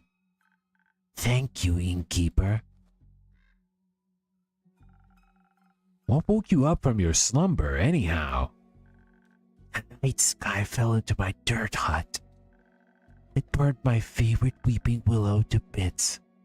I'm replanting it into many small sniffling willows. They are feasting upon the ashes of the stars that tried to extinguish them. It's a powerful nutrient. Sounds tasty. After the trees and winds and pillbugs calmed down, I had planned to go back to sleep. All that calamity made me awfully tired. Then I saw this creature standing between the tree lines, staring at me with its glowing eyes. Like it wanted to consume me. So you said hello? So I said hello. Turns out it was scared, not hungry. Who was it? A young lichen. He was sent my way by his niece, little Fable. I miss Fable. They're usually here. Where are they? If I had to guess, probably pet sitting a sheepfish and helping out whoever needs it. Ah, they are so sweet. They sent the lichen to me for a cure. One spoke of an ancient recipe I discovered that I thought might cure the affliction. Can it? No, it's just a recipe for a good tea. Let me guess. Ginger? Yes. He was very distraught that I couldn't help him. Didn't even want any tea. I tried to cheer him up by offering him some coupons for my new spa. He didn't want those either. His fur could have used a wash. I didn't know you opened the spa. It's new. I wanted to share my flowers and mud pools with everybody so we can all look beautiful together. That sounds wonderful, Baya. I agree. Can I leave some of my coupons here? Yes. Thank you. Please hand them out to all your customers. I'll happily share this fantastic offer with them. Oh, Morji, god damn it. You could also just come here more often and hand them out yourself. But there's no one else here. Except the jackdaw. Do you want a coupon, little creature? I will leave one in your nest. No one's here because it's almost closing time, Baya. You should have come. You have to come by earlier, during the day or earlier in the evening, or during events. There will be people here. Yes, I believe that's the point. Oh, scary. I shall go now. Don't forget to hand out my coupons. Will do. Yeah, she kind of creepy. But awkward, too. Alright, let's hydrate for a bit while we move on to the next chapter.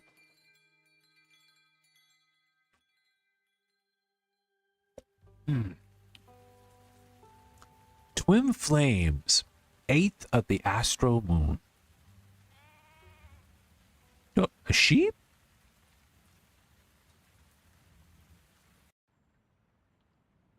Oh, there she is. Jade is back. Hey, innkeeper. Hello. It's been a while since I've seen you around. A whole week to be exact. You already miss me? A little. Cute. I got my hands on a job, all the way over in Diria. Seemed like something relatively easy but well paid. Or like something too good to be true. Not this time. Apparently the farmer just wanted it to be done quickly, so she offered a higher than average rate. Sounds like easy money. Yeah, I wish. You know, I think I could use a drink first. Something to loosen my tongue. I feel this job drained me of all my social energy. Only if I get to hear the rest of the story. Sounds like a good deal to me. Alright, let's see what Jade wants. Something with more charisma.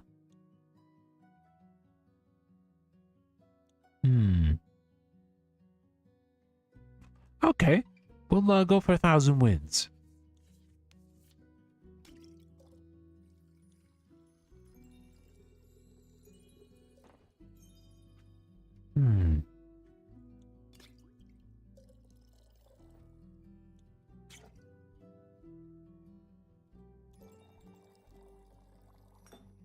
Alright, let's see.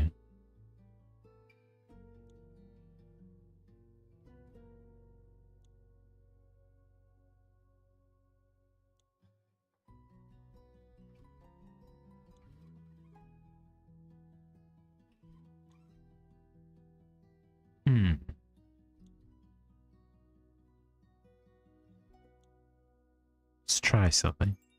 Nope.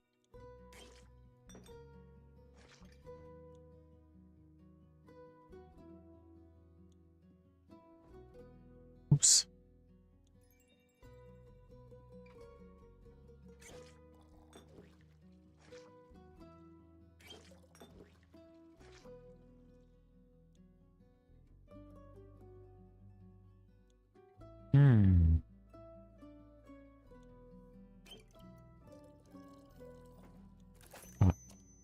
Spoken heart?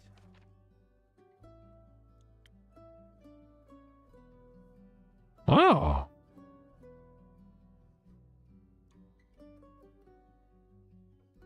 Oh, that's a good one. Yeah, let's go for it.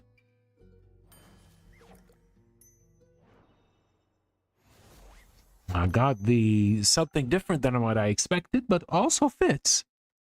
Let's hope this suits your tastes. Your drinks never disappoint. Glad to hear. I can definitely feel my charm coming back to me. I made you a drink. Now it's your turn. Tell me about your latest job. Fine. Deal's a deal. Told you the client's a farmer, right? She has a large flock of two-headed sheep. Apparently that darn starfall damaged their barn, and they somehow managed to break out of their enclosure. Didn't think they were that clever, honestly. Must be the two brains. Probably. Anyways, they got out, right before their shearing appointment, and of course the farmer needed to get them back in time. Especially considering the rumors surrounding Deary at the moment. Seems to be a dangerous place nowadays. Apparently an unusual amount of cattle have been gone missing these last few weeks. So local folks have been keeping a closer eye on their locks and fences. Of course the farmer wanted her sheep to be back safe, so she hired someone to bring her animals back. That someone being you. Obviously. I thought to myself, I'm a monster hunter. Handling animals is basically my job. Monster hunter? I'd say monster hunter is known for, well, hunting instead of handling. Yeah, you keep the handling for the handler. That was exactly the issue. Do you know how stubborn two-headed sheep are? Let me guess. They're twice as stubborn as one-headed sheep? You got it. Impossible to get moving. Impossible to startle. One might be eating, but the other might be always watching you. Monster Hunter Handler? Yeah. The reference coming out of nowhere. Also, hey Nissa, welcome. Ah. They're impossible to get moving. Impossible to startle. One head might be eating, but the other one is always watching you. But you did it right. I suspect you wouldn't be here if you hadn't finished the job. You're absolutely correct. I was at my wit's end. Imagine how you fought hundreds, if not thousands of beasts. And some sheep are the one enemy you can't win against. Hello, funny coincidence. I'm playing while watching. Oh, that's good. That's good. Multitasking, my favorite as well. There's a lot of times where I watch and play stuff at the same time, so I know the feeling pretty well. That sounds like an incredibly humbling experience. It was, trust me. But luckily I got some help. Another adventurer saw me struggling and offered her assistance and knowledge. Or should I say, a retired adventurer. Oh? Yeah, she was very insistent on that label. Some kind of astral finfolk. Must have lost her arm a while ago. Oh no. Back to the sheep. She told me there was apparently one thing that gets their full attention. Got any guesses on what that magical tool might be? I have no... Oh. Clovers! Morning dew clovers, to be precise. They go absolutely feral for them. If you will make them follow every single one of your commands. Someone with your experience should know that, innkeeper. Do you two know each other? Barely. Ah, to keep your secrets then, oh mysterious innkeeper. I wanted to buy her a drink after she helped me out back there. Didn't expect you two to be best friends, honestly. Best friends?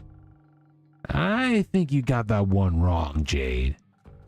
I'd never befriend someone like him. I have taste. Well, that was unnecessarily rude of you, Una. Didn't even consider my feelings. Consider me sorry, innkeep. Apology accepted. Speaking of taste, what about your drinks? I know you've always liked experimenting with potions and other suspicious liquids. Looks like you finally made it, huh? Indeed. I think I got the hang of it. Then what are you waiting for? Your old rival is waiting for a drink. Preferably one that will restore my energy. Those sheep made my old bones all wobbly, and I don't like feeling so weak. Got you. Let's see what that old magic has to offer. Don't worry, he might not look like it, but his drinks are actually really good. I bet. I'll just take that as a compliment, I suppose. Alright, let's see what what Una wants. More on the attack side of things. Let's see. Well, we could do the Sailor's Courage, right?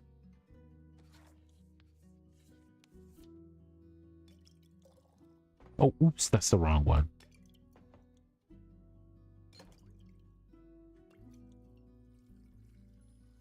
Wee. And let's have a little bit here. Oh. A little bit here. Okay, we need something to extend these. Not this much.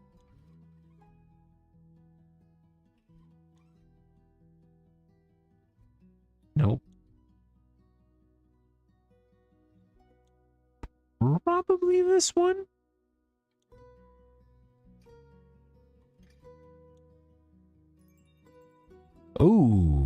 Oh, that's weird.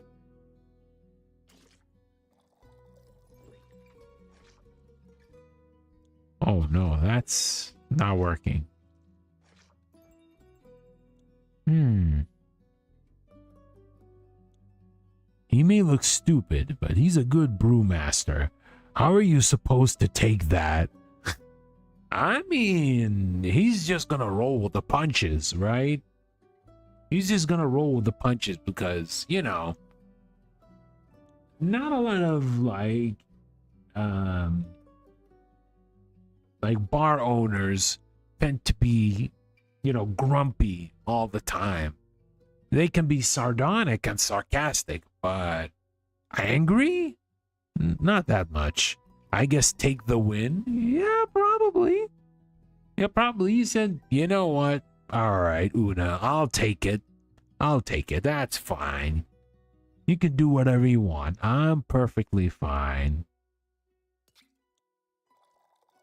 And I guess because she's pretty much like an old friend of the innkeeper, so he's used to it. He's used to it. Sometimes friendships do be like that.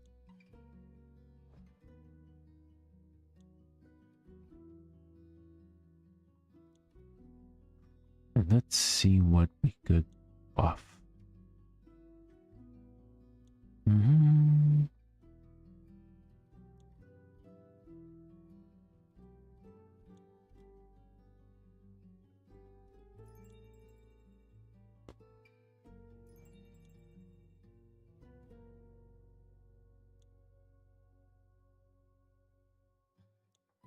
Hmm.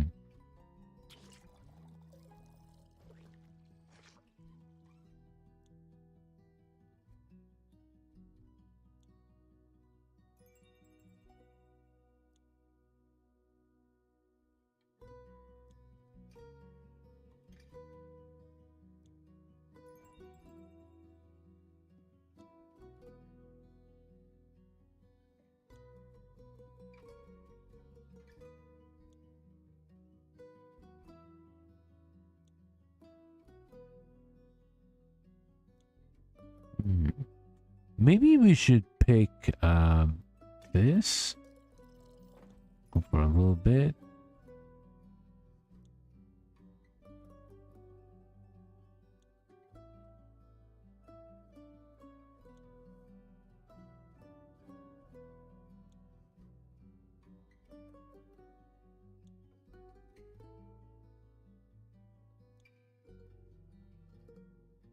Hmm.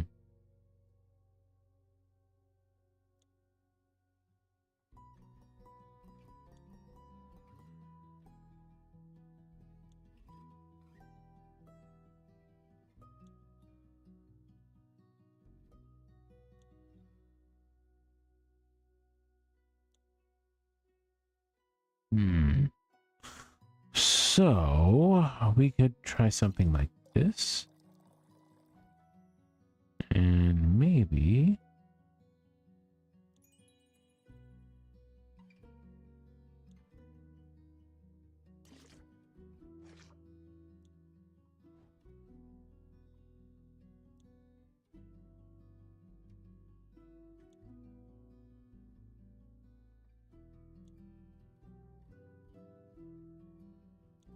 Hmm.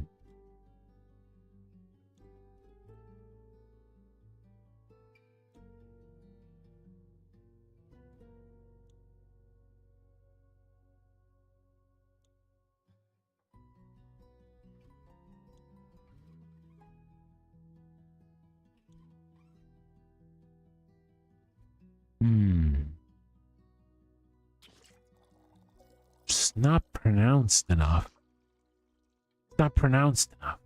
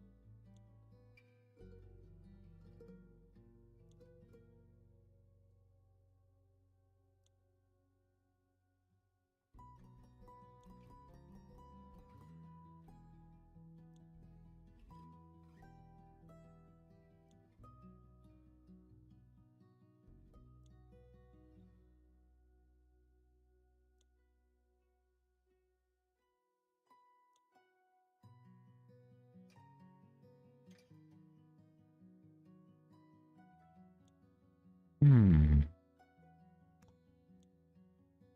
Sometimes it's a little bit tricky.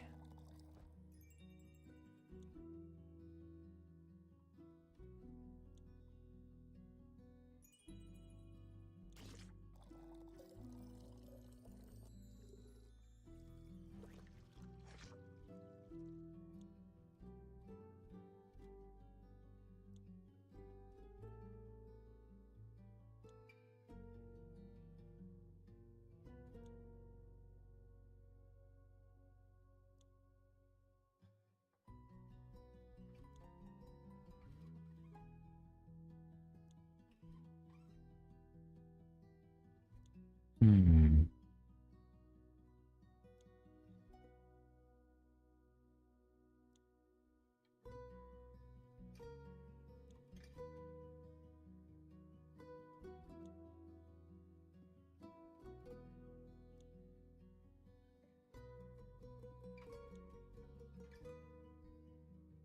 Hmm. Let me see. Bum, bum, bum, bum, bum, bum.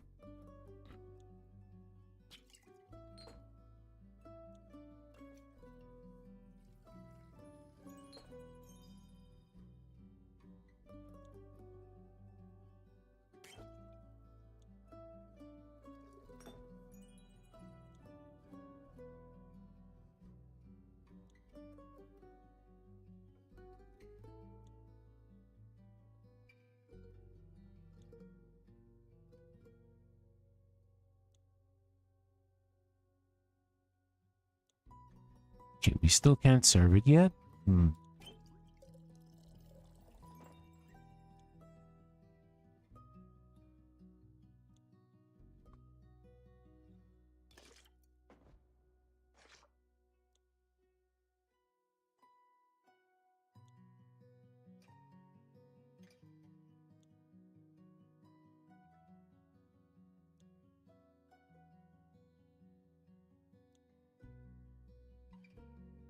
Hmm.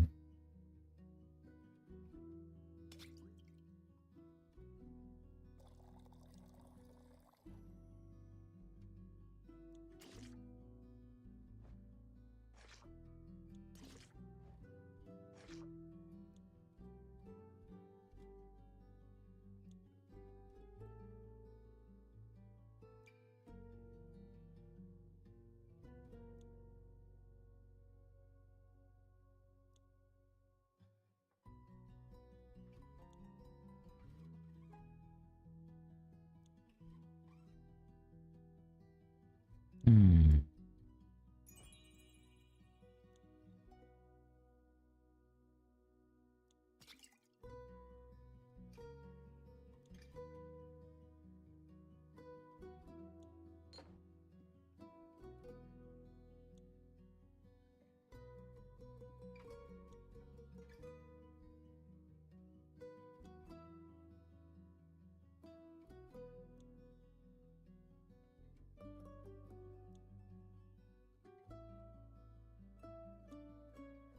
Hmm.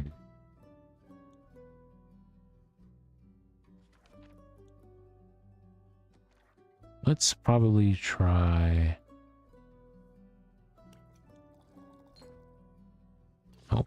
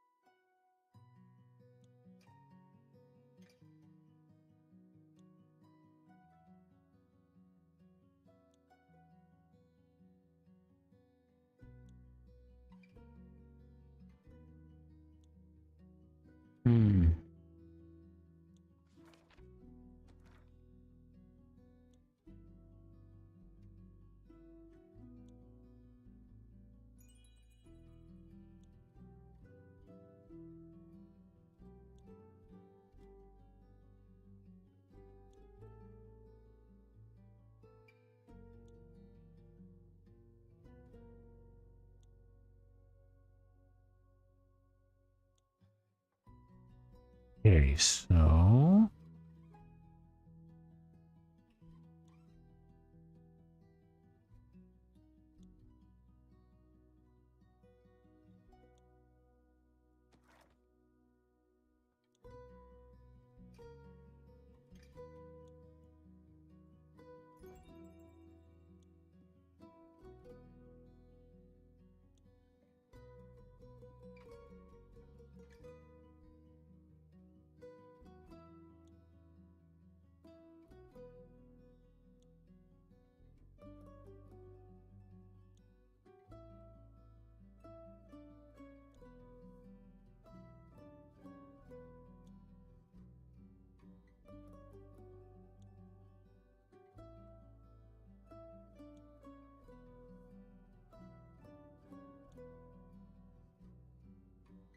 hmm.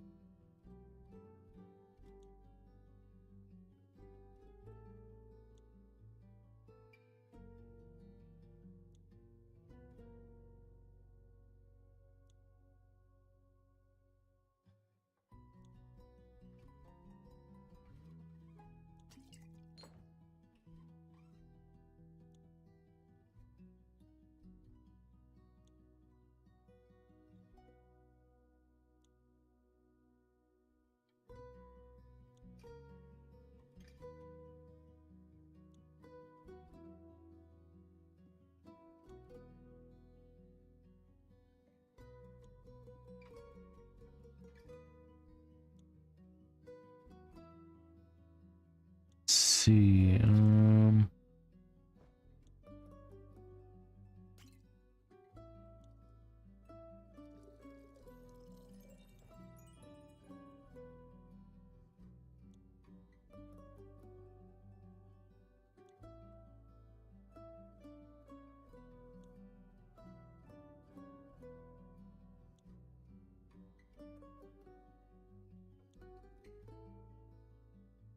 Hmm.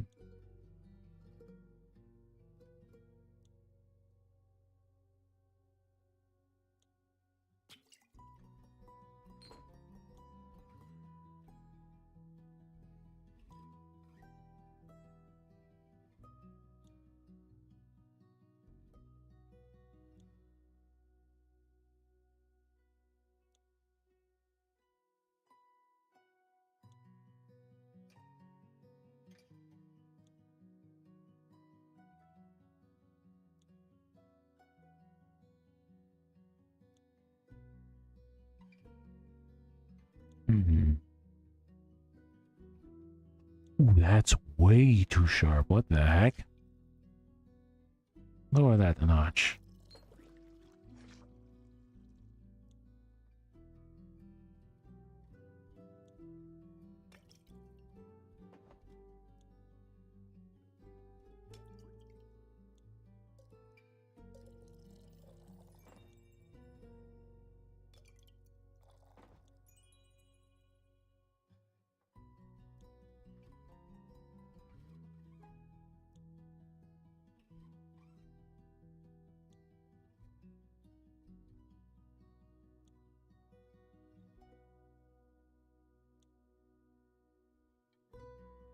Hmm.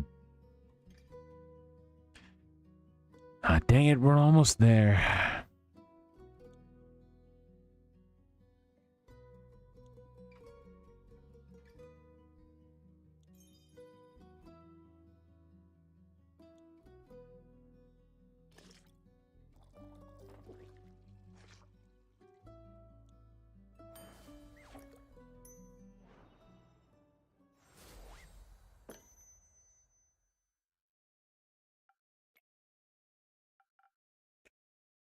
wow. Impressed? Don't get cocky now. You don't have to be shy. You just admit that I've improved. So, Una, Jade told me you're retired now? Had enough of the adventuring business? Absolutely. I don't want to have anything to do with that anymore. I've completed enough quests for at least 2 lifetimes.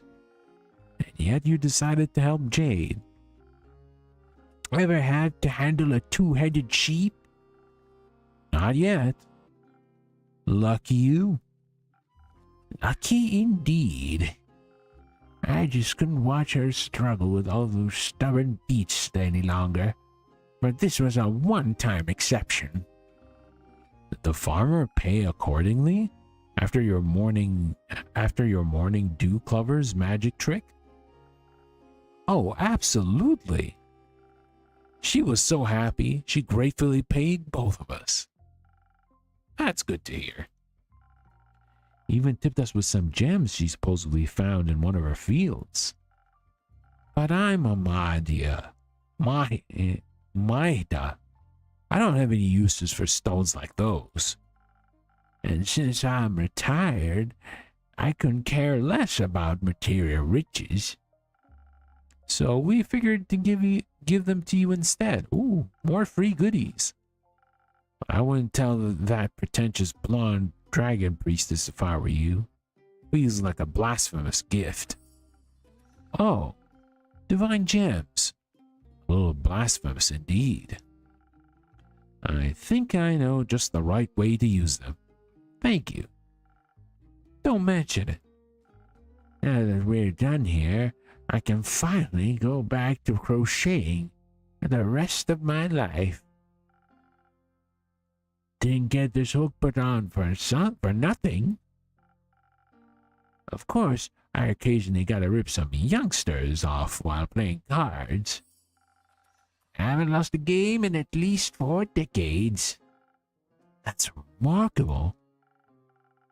Possible for someone who's only playing fair. I think your lucky streak will end with me today. I've also never lost a game in at least a decade. Are you challenging me to a duel? Absolutely. And whoever loses has to pay for the next round of drinks. That's the spirit. I like you, bounty hunter. But don't come crying to me after I annihilate you. You wish. You're worried about me? Cute. I just know for a fact that Una's a master at cheating. I doubt that's changed. So you're saying you've lost against her? More than once, yes. Pathetic. Hey, are you talking about me? Listen, Inkeep, if your opponent is obviously cheating, like she was, you can't beat them fair and square.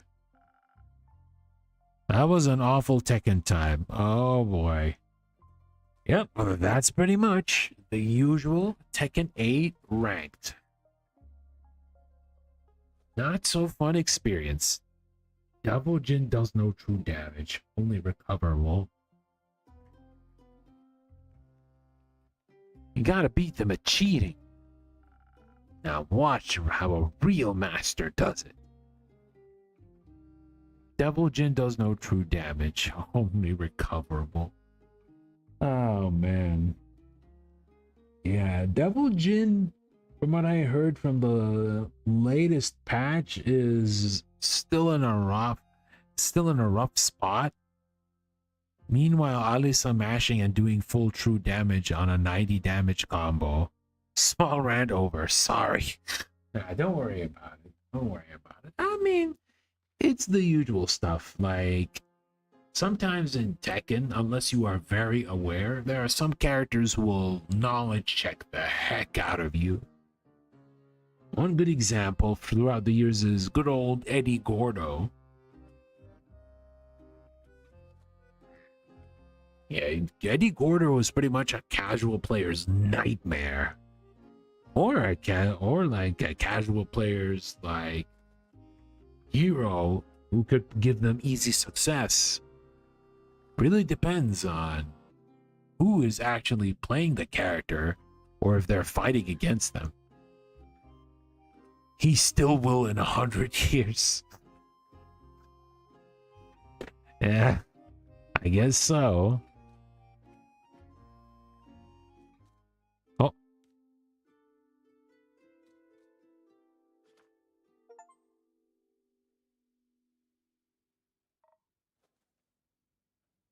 Oh, look at this. He's a smiling boy. What? How can I voice this guy? Hmm.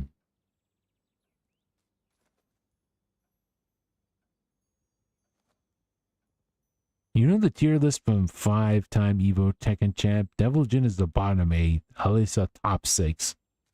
One must imagine Devil Jin's happy. He's busy being super edgy, especially in this game.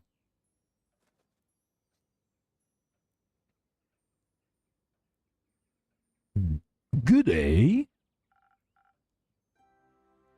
I've returned, innkeeper. Welcome back, Miss Anwar, and welcome. This brave adventurer's name is Clay Moore. He offered unexpected support during my quest. But he is so cool. Oh yeah, he does look cool, but also edgy. Also edgy and the cheesy kind of edgy. Like when you look at him and he does his laugh and speaks in this very like semi-maniacal tone. Yeah. But he still looks cool, yeah. I'm happy to hear. Thank you so much on the behalf of, the world. Yes, of course. Yes, of course. The world, Mr. Clay. Voice actor did phenomenal work, though. Yeah. Yeah, he's great. Now, if you want to see him go full ham, I don't know if you've ever played the Darkstalkers games, but in Vampire Savior, he voices Jeddah, right? Jeddah is is the main antagonist of that game, and he's probably one of the coolest designs in the entire franchise. So yeah, they both share the same voice actor.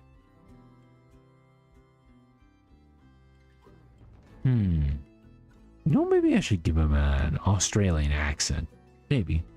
No need to do the whole Mr. thing. Just Clay is alright with me. Otherwise, it sounds so formal, like talking to one of those graph people. Oh, you wouldn't be one of those. Clay it is, then. Can I offer you both a drink in exchange for the story of how you two met? That would be a fun trade, right, Tia? I think I would welcome it as well. And what can I get you? Clay, please go ahead.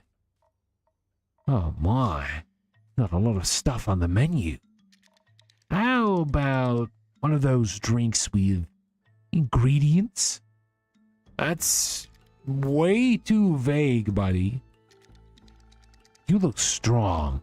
How about something extra for those muscles? That sounds nice. Let's go with that. 1 minute. Alright, give him something that makes him strong. Yeah, this one. Or maybe we can find something else.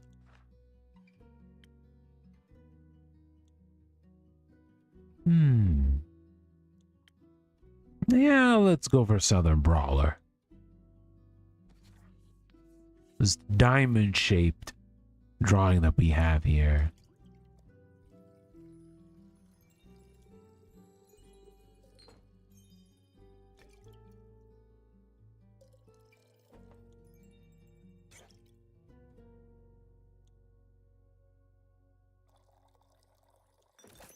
There we go.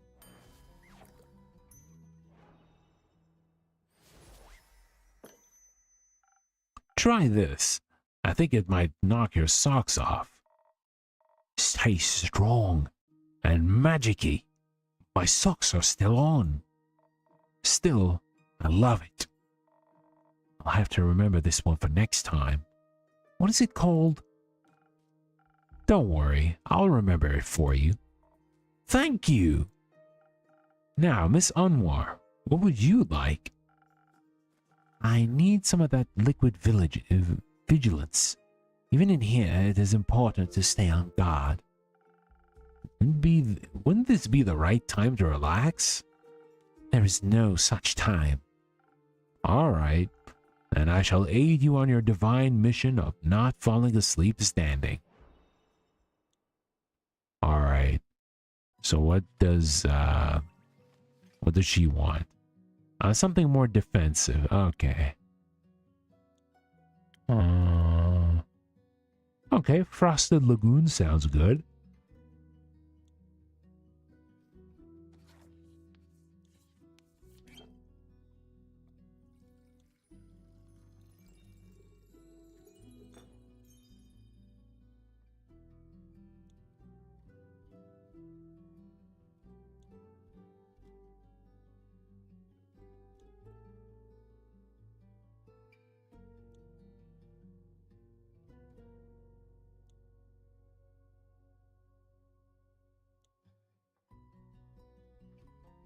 Right, let's see what we can do here.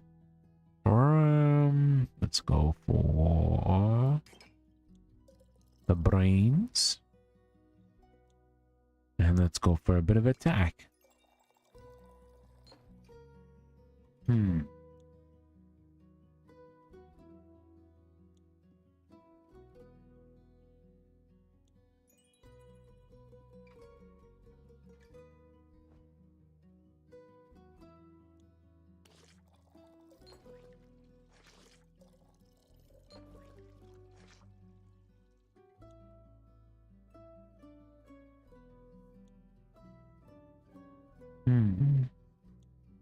All right, let's see what we can do here.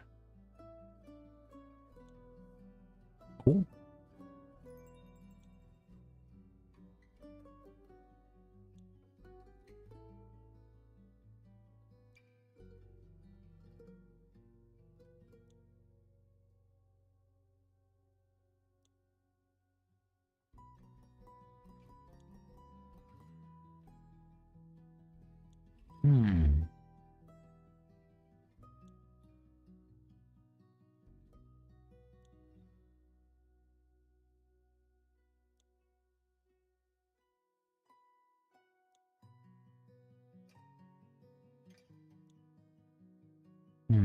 Let's see. Where is a little bit of intelligence?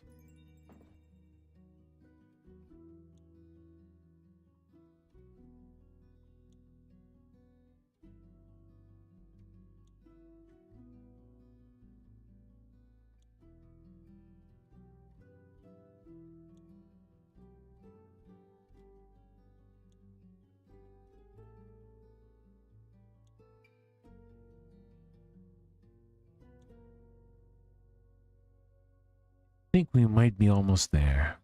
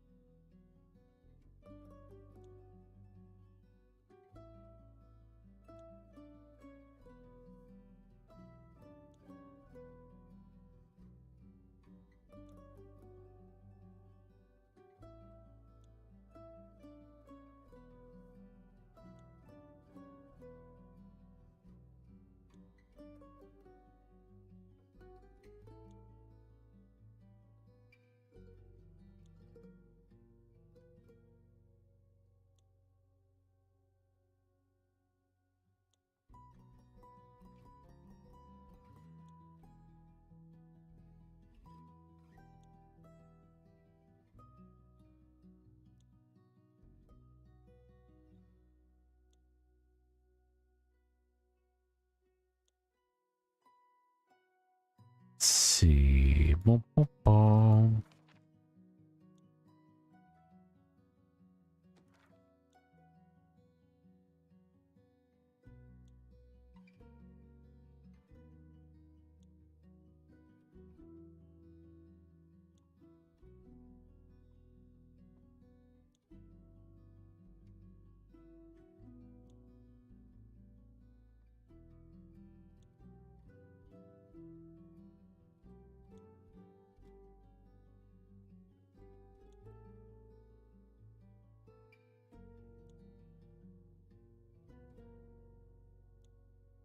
Hmm.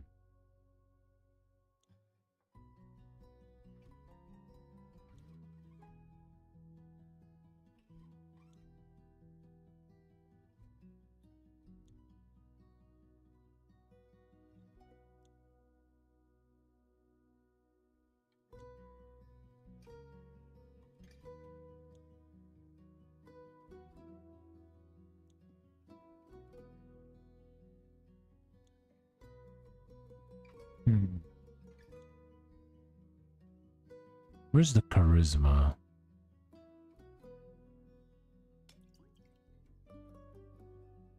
I mean, we could try something else.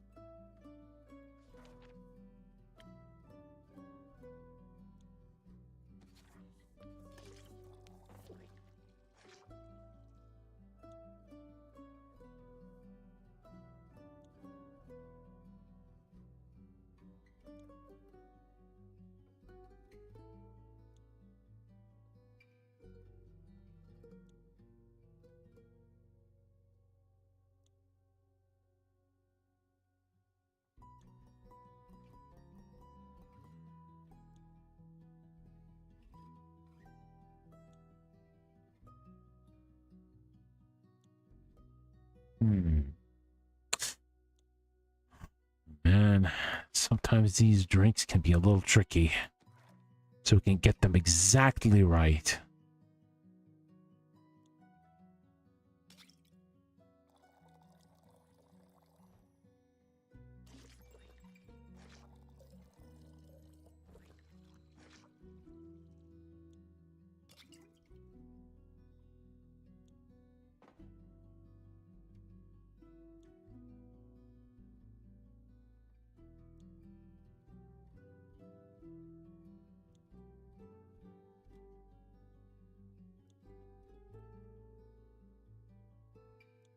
Hmm.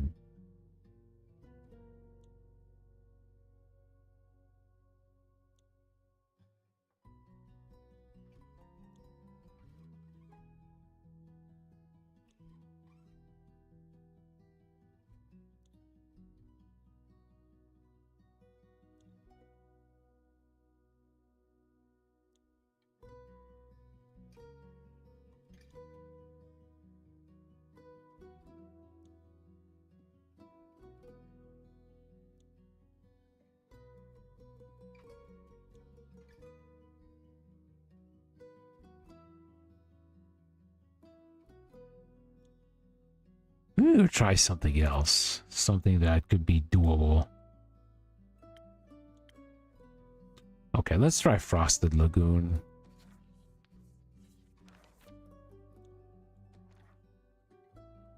And let's get some of that defense in there.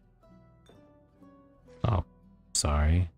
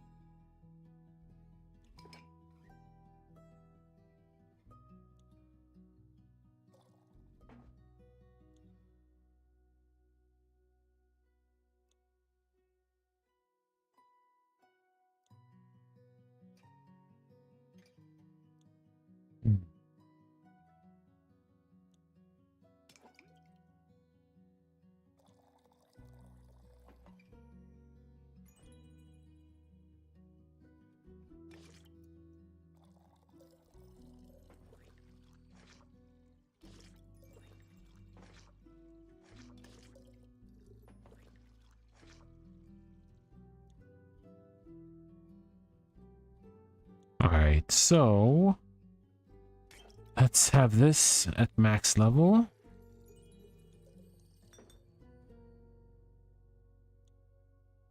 And then we could try to go this way.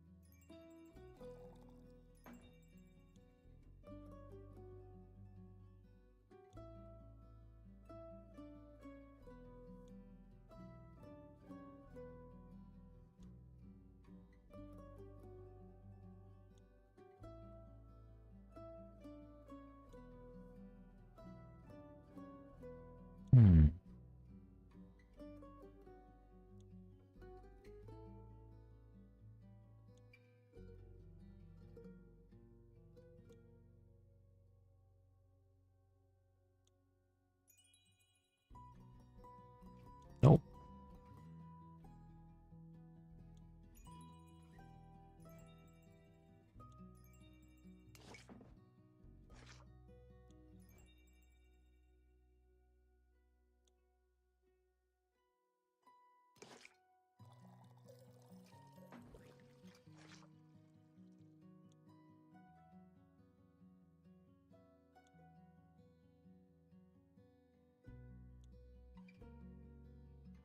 Okay.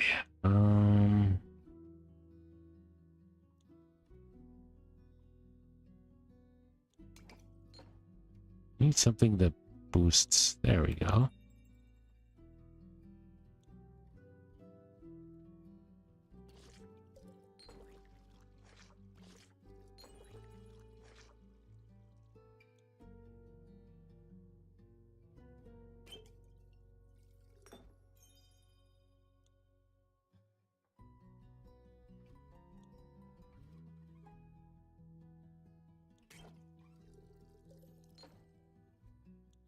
Well, that's too much.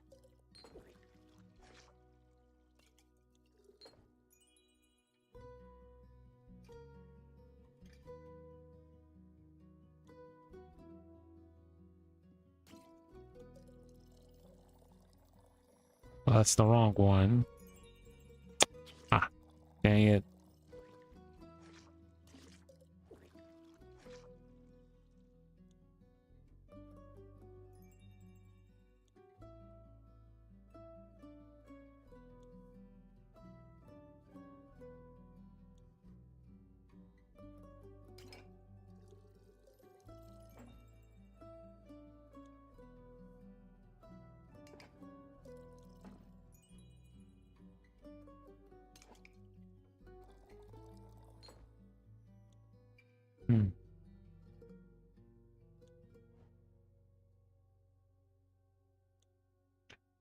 Let's do this again.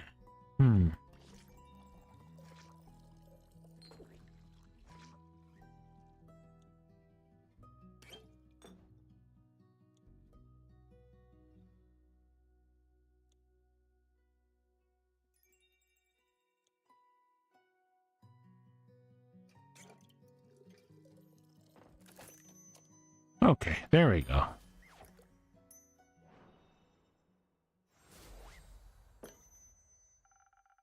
Some liquid vigilance diluted with some delicious secret ingredients.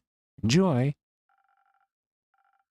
I could do with something less diluted, but you're right. It's delicious.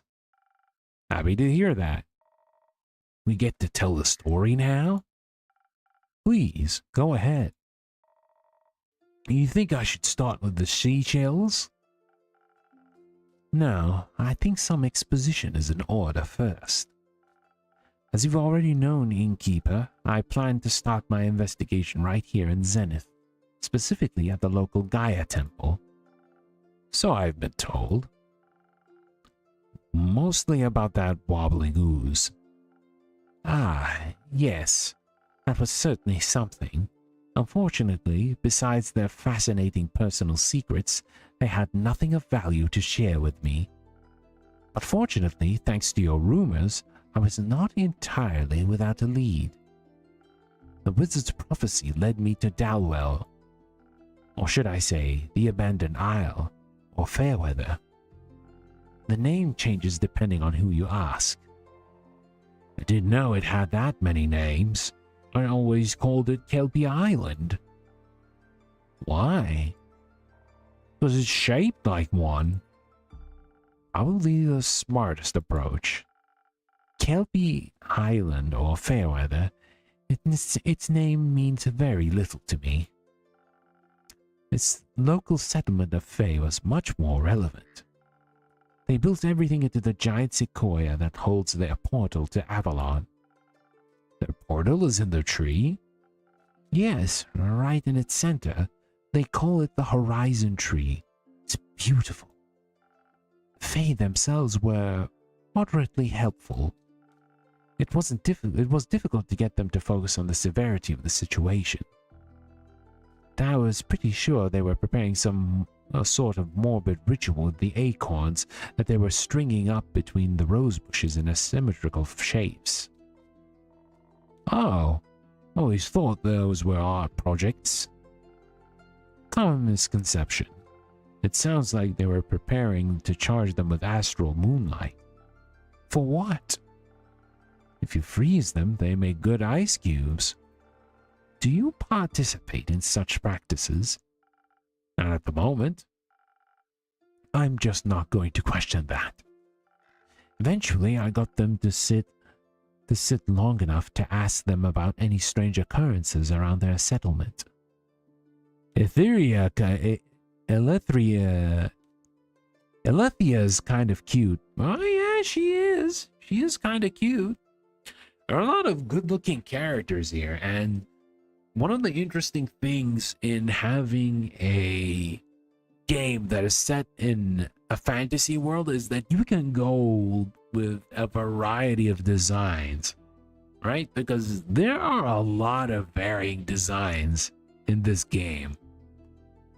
And I honestly kind of like how they're handling lore in this.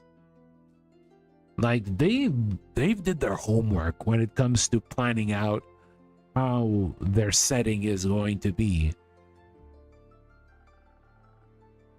Did they understand your definition of strange? After some explanation, they told me about how recently an astral humpback whale has rampaged through one of their nearby scouting camps. Just 2 days before the stars fell. They said it seemed like it was running from something and was full of seething fury. They also claimed it to be a good sign because it promised adventure. Seems like an understatement. Majorly. I mean, did end up in some kind of adventure. Investigating disaster is not an adventure. It is a necessity of dire circumstances. I had fun. That makes 2 of us. It certainly was a sign of something being awry. And I was determined to get to the bottom of it. So naturally, I made my way to the nearby Carapace Beach and prepared a celestial summoning ritual under the young astral moon. The humpback whale, I suppose? What else would I be summoning? I thought maybe you wanted to ask Cassiopeia for her input. Are you out of your mind? The Realm Keepers have a sworn divine oath of neutrality that prevents them from directly interfering with the simple world of us mortals. Full might of their powers could disrupt the delicate balance of their cosmic design. Right. Sorry. Slipped my mind. You are forgiven. As I was preparing the ritual, readying myself to confront the troublemaker, I suddenly found myself being interrupted by a strange request. And that was me. I asked if she needed any more seashells. Did she? I did actually. Pairing dragonhead tritons and flimmering limpet shells can heighten the dual aspect of celestial twins, therefore making the connection to the astral sea more stable. Obviously, I hadn't managed to find a limpet shell, and one happened to be among his offerings. Honestly thought that she was decorating the beach and that she could do with more color. You weren't wrong, in a way. Sadly, the shells burned up during the ritual. Singed Tia's hands, too. Just a little. Fortunately, I possess spectacular healing capabilities. Fortunate indeed. Were you collecting seashells for beach decorating, or your very own ritual, Clay? I was collecting them for my friends. This time of year, Kelpie Island is full of all kinds of sparkling, floating animals from the astral sea. They love munching on seashells. Do you encounter these creatures a lot? I try to. They're very nice. Clay can talk to animals. Gaia's blessings rest upon him. Fantastic. It is. Though I'm not sure they always like talking to me. They tend to disappear sooner or later. Sometimes they come back, often they don't. I think I accidentally say things that upset them without realizing it, and they think I mean to hurt them. I hate when that happens. You mean they just disappear like they were never there? Yes, like they moved to a different, quieter beach. Or they returned to the astral sea? I feel like they would tell me if they went back home. Not necessarily. Many Astarian creatures can traverse the plains at will. They don't always have control over when they return. On many occasions, the astral currents pull them back before they're ready. Once you're swept in them, each subsequent journey out becomes more and more difficult, or so I've been told. I would guess your friends either went home when you weren't there or got pulled back before they had a chance to say goodbye. So you're saying the sea swallowed them? Not quite. It's beckoned them home, to a celestial hug of sorts. So that means I could just visit them in the astral sea? That would be an incredible undertaking. Traveling between planes is quite hazardous. It is, but echoes are formed from the primordial sea, and my family has lived there for quite a while, I think. They must have gotten here somehow. They say it was much simpler to traverse between planes once. But for a long time it has been impossible without complicated and dangerous rituals. Until recently, the astral sea was the only possible way to pass through the barriers, and accessing it requires meticulous planning, not to mention the sea trends to come with more risks than rewards.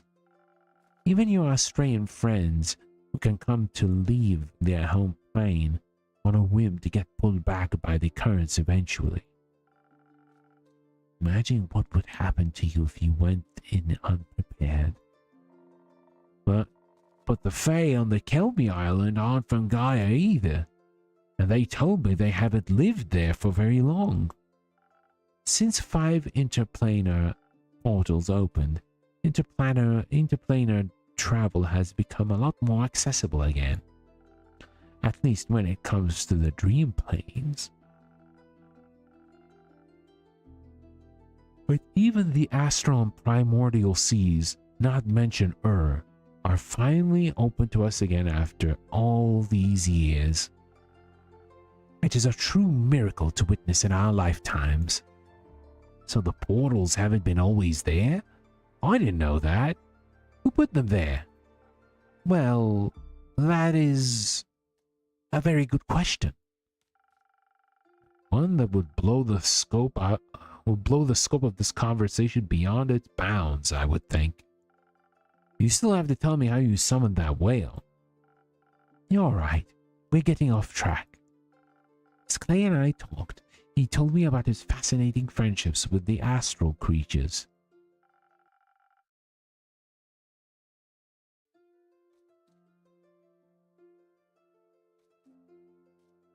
And his ability to speak with animals as if they share a language.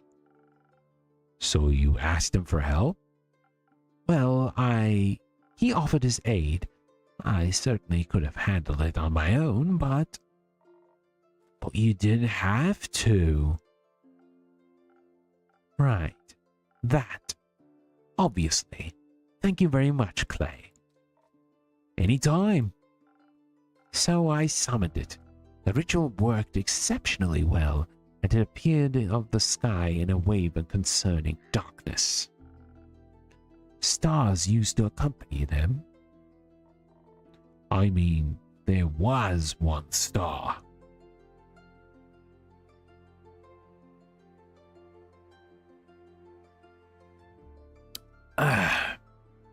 Okay. Yeah, I gotta have a bit of hydration. There was. The whale was even bigger than I had anticipated, almost as tall as the horizon tree. And in his stomach rested a giant sun, the only star of the night whose light had not been extinguished, nestled right in its belly. That sounds unhealthy. That's an understatement. The star wasn't the thing to worry about, though. The whale didn't look happy at all being summoned. Instead, it looked like a wounded animal that was one loud noise away from lashing out. And it looked sick. Its translucent skin was grey. It was frozen with the coldness of the highest mountains or the deepest depths. Its eyes were pale, almost blind, with no warmth within them. I thought for a brief second, we must fight this beast, or it consumes us and everything in its path. When I looked over at Clay, I saw a deep understanding in his eyes, like he wasn't seeing a monster, but a friend. So I stayed quiet, knowing that whatever he knew outweighed my fear. You knew what it needed, Clay? Not completely. But I knew that look in its eyes. That feeling when you're so scared you got angry, when you want to fight, but you're terrified because you won't be able to flee. So I kneeled to show that I didn't mean any harm, and I held out my last conch shell in my hands. It took a moment to overcome the instinct of mistrust. Then it picked up the shell gently and ate it. I saw the conch freeze as it was swallowed. Painful. Waiting to confront the whale, I reached out and carefully put my hands against his cheek. I wanted to know it wasn't alone. I'm sure it needed that. It did. It was so sad it cried tears of golden dust. Its tears had turned to ice before they even hit the ground. It was at that moment I realized its body had been cursed with a potent frostbite. I knew it did not trust me yet, so I did what I previously would not have thought possible. Through a hand on Clay's shoulder and the magic of your drink, I was able to transfer my magic onto Clay, allowing him to cure it of its disease. And the music all of a sudden got hella dramatic. He kissed it on the forehead, and the ice burned away, freeing it of its endless chill. It was quite sweet. That's one lucky whale. One unusual effect of that infusion. Is that not usually possible? Inspiration is a fickle thing. Such magic is deeply personal and differs from person to person. I always enjoy seeing how others imagine support to look like. His summon was very helpful. I do hope so. Once it was free from its pain, the whale was ready to talk to us. I asked what happened and it told me fighting only by finding some sort of evil creature on two legs. Creature on two legs? So a humanoid then? We assume. Turns out that whales don't care much about our appearances. It cared more about all the things been thrown at it. What a mean whale to approach a whale. Apparently it swallowed some kind of stone. I can only remember its black and white color and tasted horrible. But it thought, I have a strong digestive thing. It's nothing to worry about. Rookie mistake.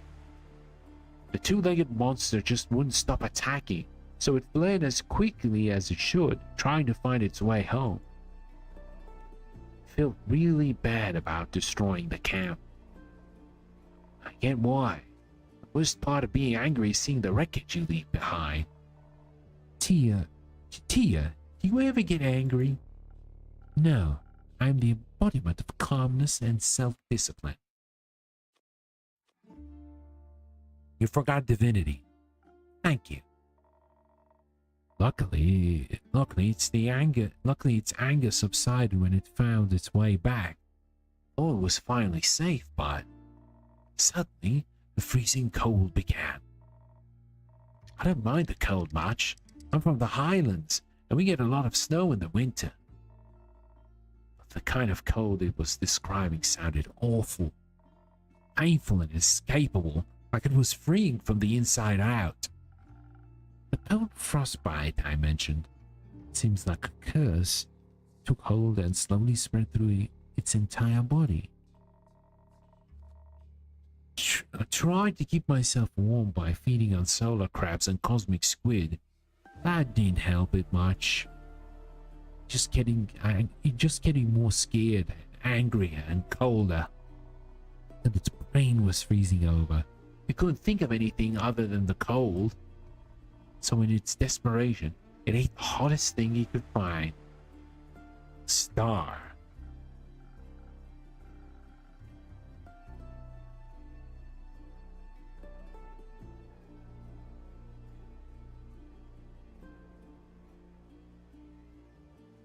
A star, a giant one at that. It looked deceptively small, contained in its belly. But apparently it was one of the biggest ones the night sky had to offer, the East Star. It ate Pharos, the guiding star of the endless seas? Did, and it helped. It kept its frostbite at bay, even if it did not eradicate it. But as you can imagine, such a massive star disappearing did not have the most desirable effect on the astral sea's delicate balance of gravity. Can imagine that. There was a while where the whale was very confused about what had happened. But it said all the stars around it suddenly started to fall and spin out of place. They crashed into each other, causing more and more destruction with each passing moment. Didn't understand everything it described. It sounded bad. To label as bad would be quite the understatement. The falling stars ripped holes in Cassiopeia's wings. To think that just one hungry creature could break the entire balance of the universe. It was hurt and scared. It should have endured instead of hurting others. It was alone. Didn't know all that would happen.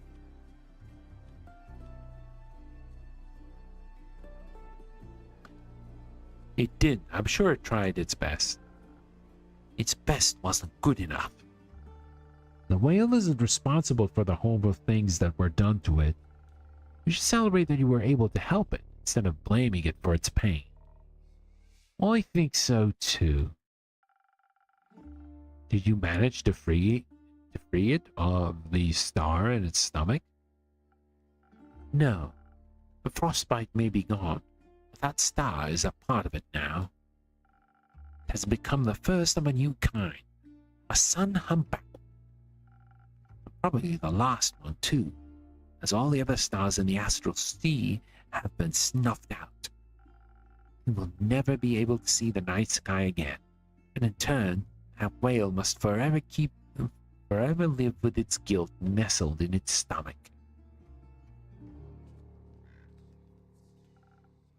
You're right. Some things are forever changed now. That's kind of the point of disasters. But perhaps the star doesn't stand for shame, but private survival. We shouldn't be sad that most are gone, but happy that one managed to make it through. Besides, we may have lost the night sky's starry companions, but it managed to gain 2 new friends. Even the worst of situations can lead you to light sometimes.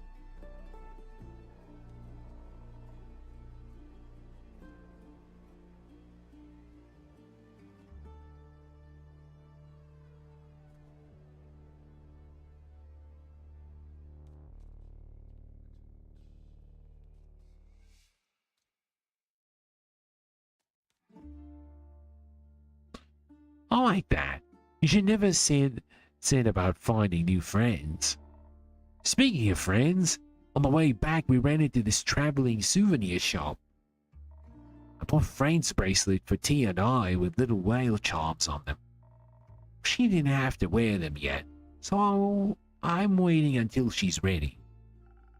That's very nice of you, right, Tia? I'm just a hazard for fights and could get caught in things. Sure. Looking forward to see how they look with your armor.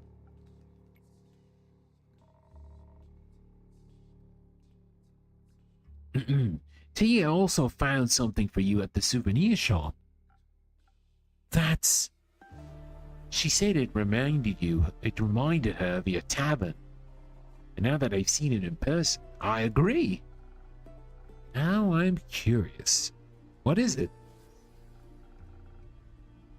Oh, that's a pretty mosaic. Shopkeeper told us a little bit about it. Supposedly this piece of art represents a new beginning after a hard-fought battle. Kind of like the rise of the sun, hunchback whale. That's very fitting. Thank you, Tia. So...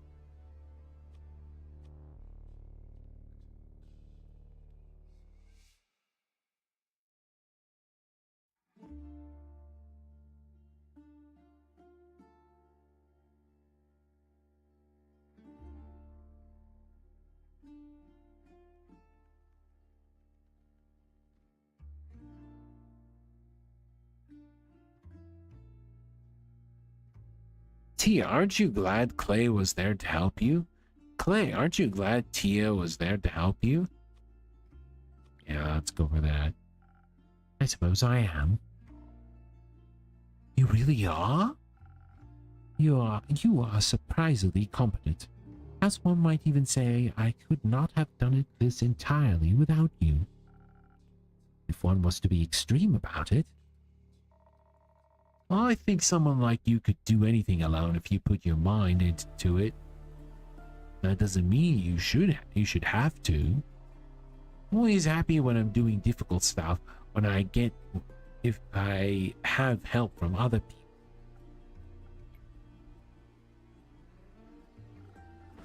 Well said, Clay. Stellar teamwork, you two. Keep it up. Will do. Much more importantly, clearly our quest was not successful. What are you talking about? You cured the sun humpback whale, you found out why the stars fell, and you even made new friends. What more can you want? Still haven't got the slightest idea who caused all this. The angry humanoid figure? Alright, good night, Kirby. Thank you for watching. Have a good sleep.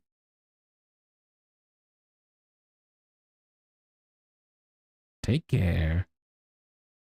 And that is who exactly? Well, we can rule out you, me, and the innkeeper. We can rule out you and me. Ouch. No hard feelings. I believe you're innocent.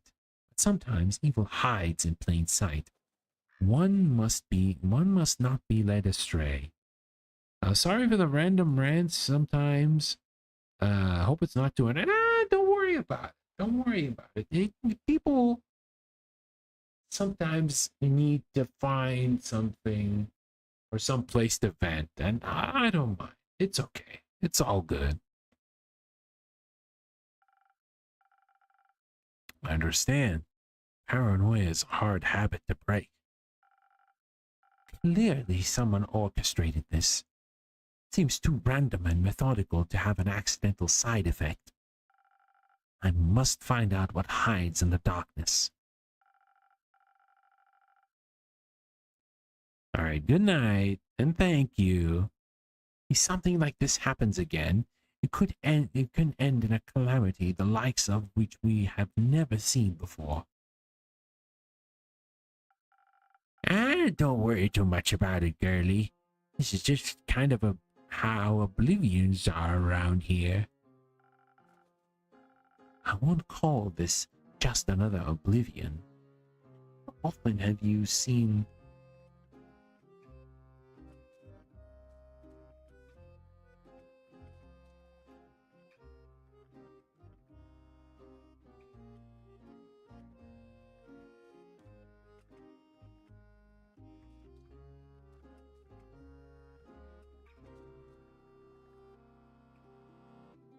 I wouldn't call this just another oblivion.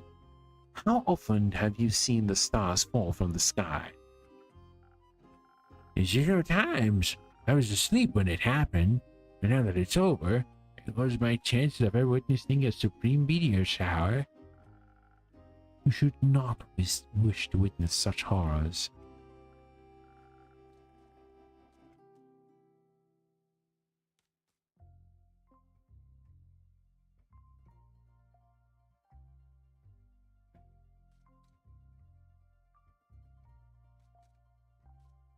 Some horrors are fun to look at. Listen, love, when I was your age, I used to worry about stuff like this all the time. This weird over here did too. We all did, at one time or another. But know from experience that making such a fuss about it won't get you anywhere.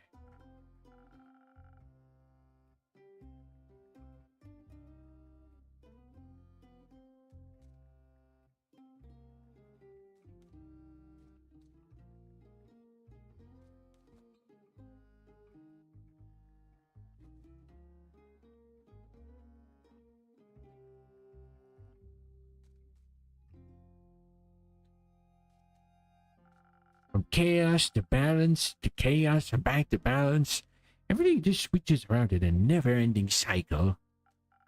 Sure, it's good to keep an eye out. You don't have to give yourself an aneurysm over it. Just pick up a quest if it worries you. Follow the natural flow of the universe. That way, if you're lucky, you'll end up retired like me. Such a leisurely attitude only leads to failure. And, even though someone's always going to save the world in the end, that someone is going to be me. Oh, the youth. Anyway, old enemy. Got another drink for me? I'm running dry. Anytime, Uma.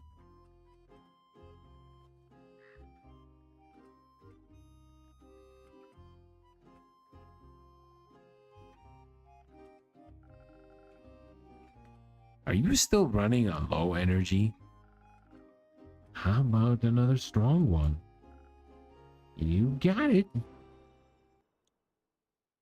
Alright, time to make more drinks. Offense-oriented drink.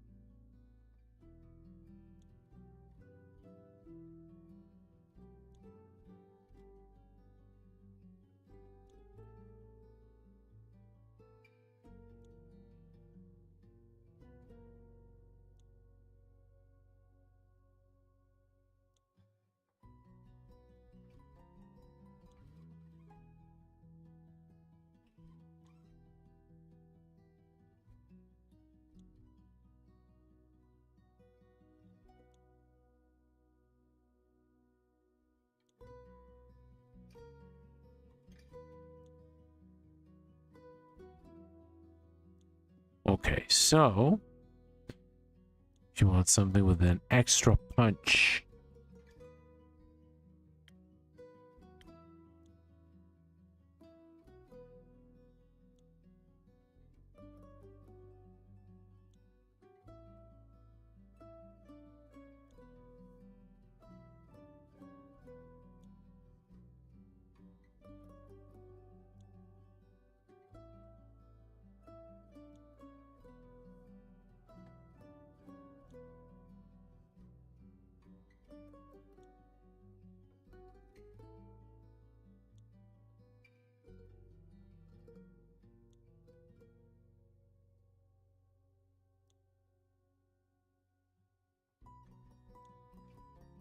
Okay, so they want a drink with extra offensive powers.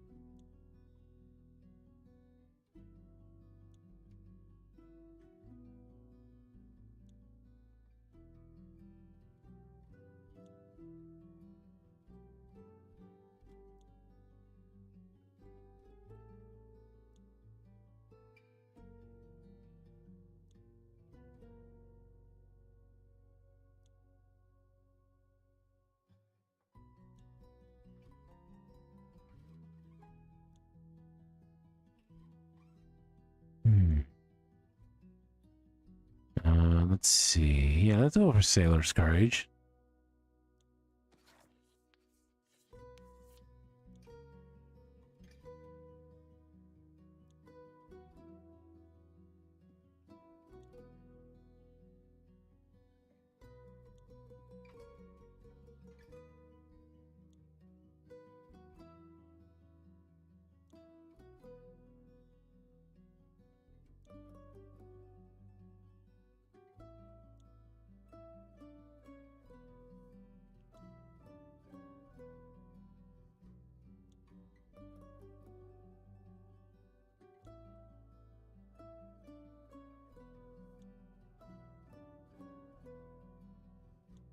Hmm.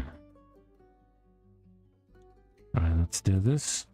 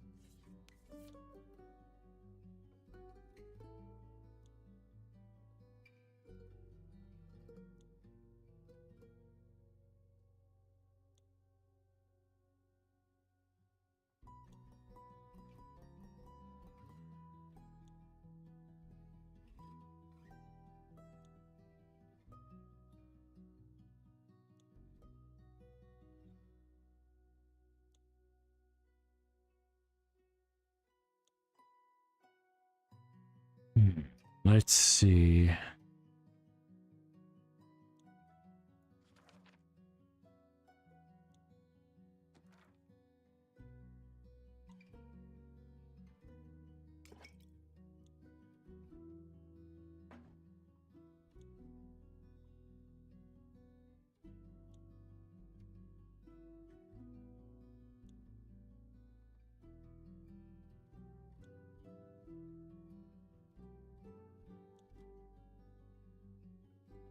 Hmm.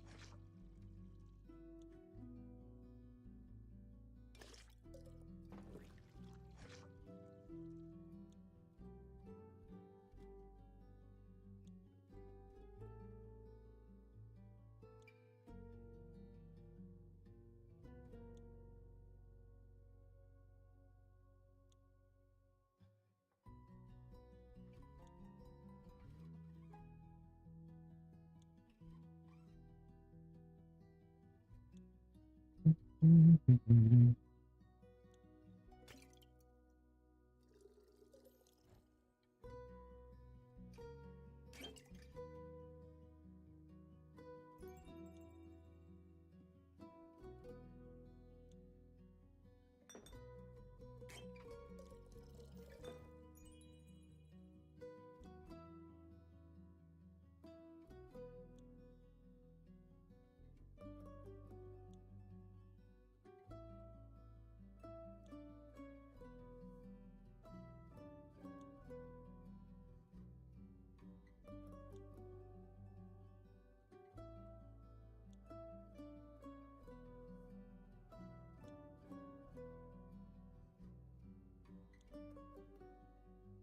Okay, we're almost done with this.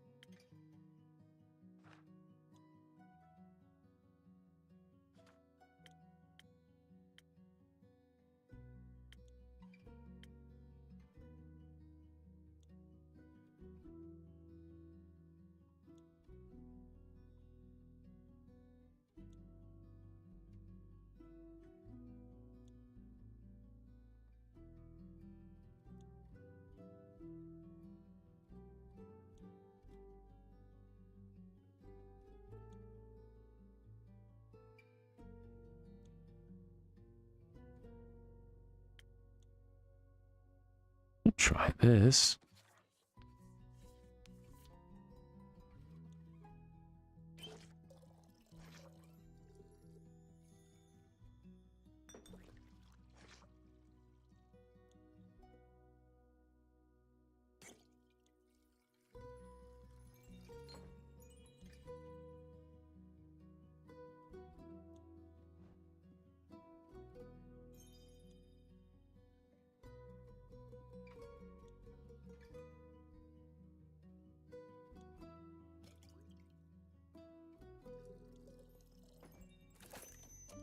There we go.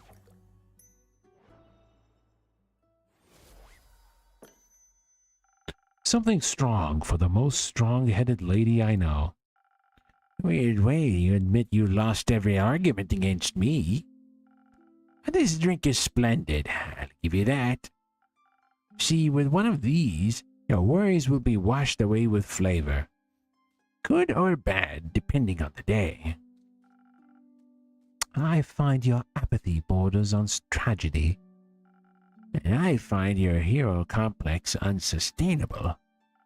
Remember, kiddo, they don't build those statues for folks who are alive. Who cares about statues?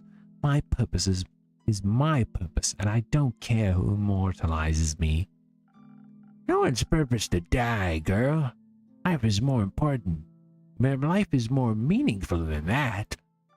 Anyway, my purpose is winning at cards right now. Good luck with your delusions. I apologize on her behalf. It's fine. Tia, are you dying? No, she was purely speaking in the hypothetical. Not sure what it means, but it doesn't sound like it could damage your armor. But you know, maybe we should listen to her advice, at least for a bit. My granny always says, with age comes the priceless wisdom of mistakes. I think your grandma's advice would be much more helpful than whatever a failed hero has to say. You think retirement is failure? One's post should never be abandoned. You can still serve this world. You should. Not sure if that's bleak or inspiring. The latter. She was right about one thing, though. The past is full of terrible disasters that were prevented. Which means that this too could have been attempted before. It's not very successfully. Knowledge of something so vile must be scarce and well guarded, maybe even abandoned. I've never come across anything like this anywhere in the Aperture's library. Granted, the Aperture has only been standing for a little over 2 decades now. It's a library that can't be that vast. Many of the oldest books were relocated to the new stronghold, but I do believe that we don't currently harbor the knowledge I seek. For that, other avenues must be explored. What are you considering? Could ask everyone we could come across until we find someone who knows something. Good idea, but that would take far too long. I think we should look for the Everbloom archives. Is that a book club? An ancient one. Everbloom was one of the great 7 Maiden archives, the Gaian one to be specific. Legend has it that there used to be one on each plane, even toward the plane of the dead. They were once filled with all knowledges of the cosmos and grew in size every day, thanks to their fearless archivists. But then they fell to an unknown force, to an unknown foe, and have been lost to time ever since. I believe one of them could hold the answers we seek. Innkeeper, do you perhaps know where we could find this archive? Nope. Not much of a librarian, unfortunately. Disappointing. But you could keep an eye out for it, right? You could ask all the scholarly people that pass through here. Of course, I can do that. Perhaps you can ask by starting that bounty hunter what she's done gambling all her money away. You could ask her yourself. I would rather not. I'll take that terrible task off your hands then. Wonderful. You won't need a day, more than a day to take care of this, right? I could do with a little more time. Nonsense. We don't have more time. I need your full commitment on this, innkeeper. This is very short notice, as are disasters typically, hence the vigilance. I shall return to a fully prepared quest tomorrow morning. Okay. In the meantime, you should rest. Don't be ridiculous. I have things to do, people to help, players to consult. Uno's right. A night's sleep could do wonders for you. I could even offer you some coupons to a beautiful swamp spa. Fine. I'll take one, or two, though they won't be to much use. If I rest now, who will this world have faith in? I shall see you tomorrow. It's always nice to see burnout happening in real time. Don't worry, I'll go with her and make us some soup. Soup always helps me when I have a headache, and it looked like she had a big one. Do you want some soup as well? Yeah, sure. I'll bring by some tomorrow. Do you have any allergies? No. Thank you, Clay. Anytime. Then the recipe will be a surprise. Have a superb day. I'll take some of those coupons too. Wonderful. Talking through everything really helped. Thank you. I'm happy to hear that. Hope you held on to those seashells. Catching up with some astral friends might make you feel a little bit better. Actually, I was thinking of using the shells to make some friendship bracelets for Tia and I. Want to carve them into stars. I think that sometimes you have to make something beautiful out of things that hurt you. Otherwise, you live with anger that has nowhere to go. Do you like being angry? No, I don't. Me neither. Nobody likes to be angry. We all get angry sometimes, but it's not the most fun, but it's important. Never getting angry doesn't solve anything either. It just makes you smaller and smaller until people no longer see you as someone they need to think about. At least they're not scared of you. Anger doesn't make you any more of a monster than silence makes you a saint. Be a whole person, Clay, but don't be scared of who that is. I'll try and keep it. Thank you. I hope you find your way back to yourself too. Thank you, Clay. Me too.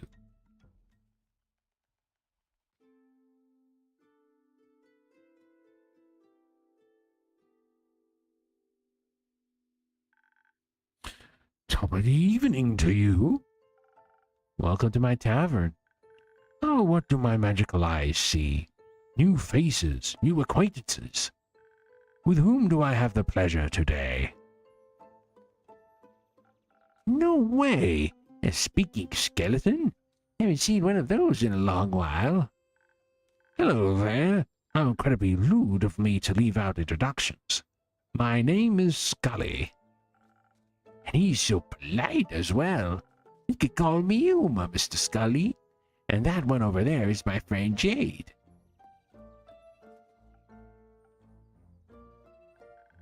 Ah, a fellow Maida. More skin left. Which isn't immediately difficult, I suppose. Glad to make your acquaintance, Una and her friend Jade.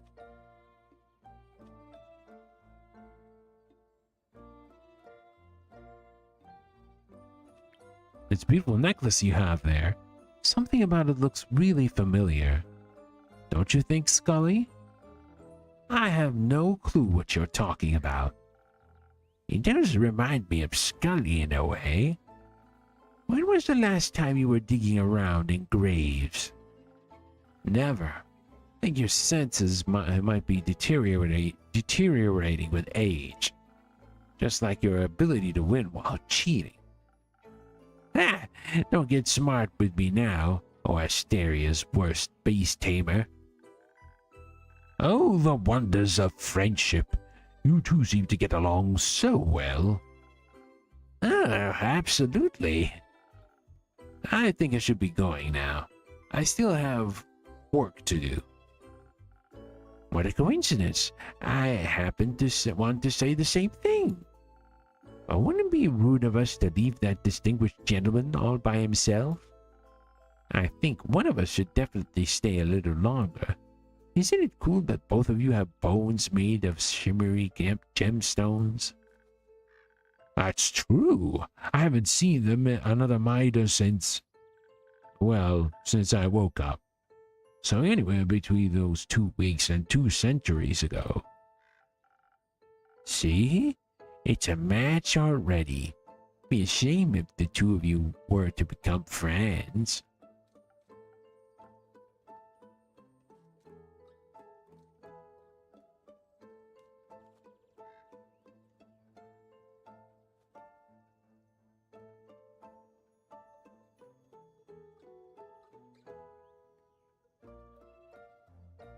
Huh? Anyways, see ya. That was quick. Indeed. Guess a woman her age knows what she wants. Oh, he's back. Good mythical morning. It's well past sunset, Hex. That might be true, but it's still morning somewhere. I know. You got it. But today I'm not here to talk to you about primordial magic. Today we're going to celebrate my sister. Greetings, everyone. Come on in. Pleased to meet you. My name is Scully. Jade. You can call me Hex. And this is Grace, my little sister.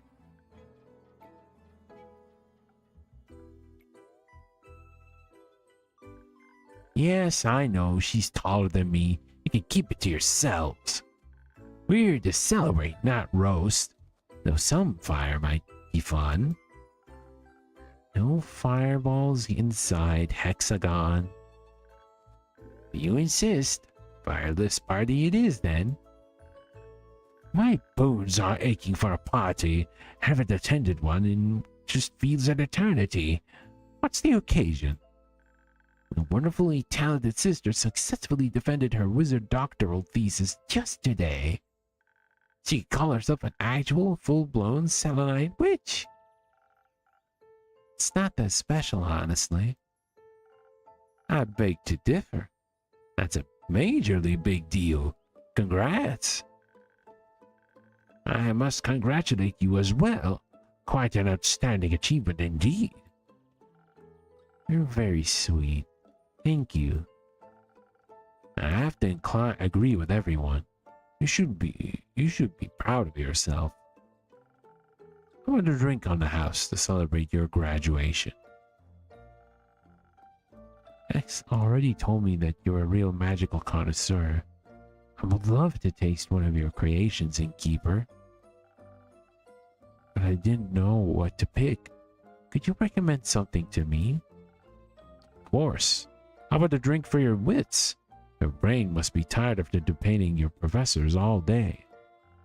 That sounds lovely. My brain could use a little pick-me-up. Coming right up. Alright, I did want to finish the chapter tonight, but it's getting a little bit late. And, yeah. I want to get some shut-eye, so I think we're going to be calling it here for tonight. I'm going to be continuing this hopefully next week as well. But yeah, a poor innkeeper has an ultimatum from Alethea in order to gather even more information to find out about, the Falling Stars event. Well, it's not going to be easy, but, Mr. Innkeeper will be managing to pull that. Will be able to easily pull it off. Anyway, guys, thank you all for watching tonight, either live or via the archives. Tomorrow I'll be taking a break, but we'll be back on Thursday with Marvel Thursdays. We're going to be playing Marvel vs. Capcom 1, Clash of the Superheroes. So yeah, we're finally entering the Marvel vs. Capcom series of the Versus series.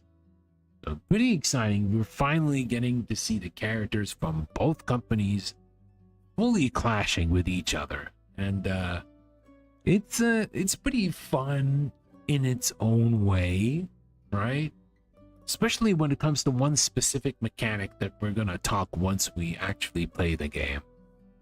Anyway, guys, hope you all have a great night, evening, or afternoon, and yeah, I'll see you guys very, very soon. Bye-bye.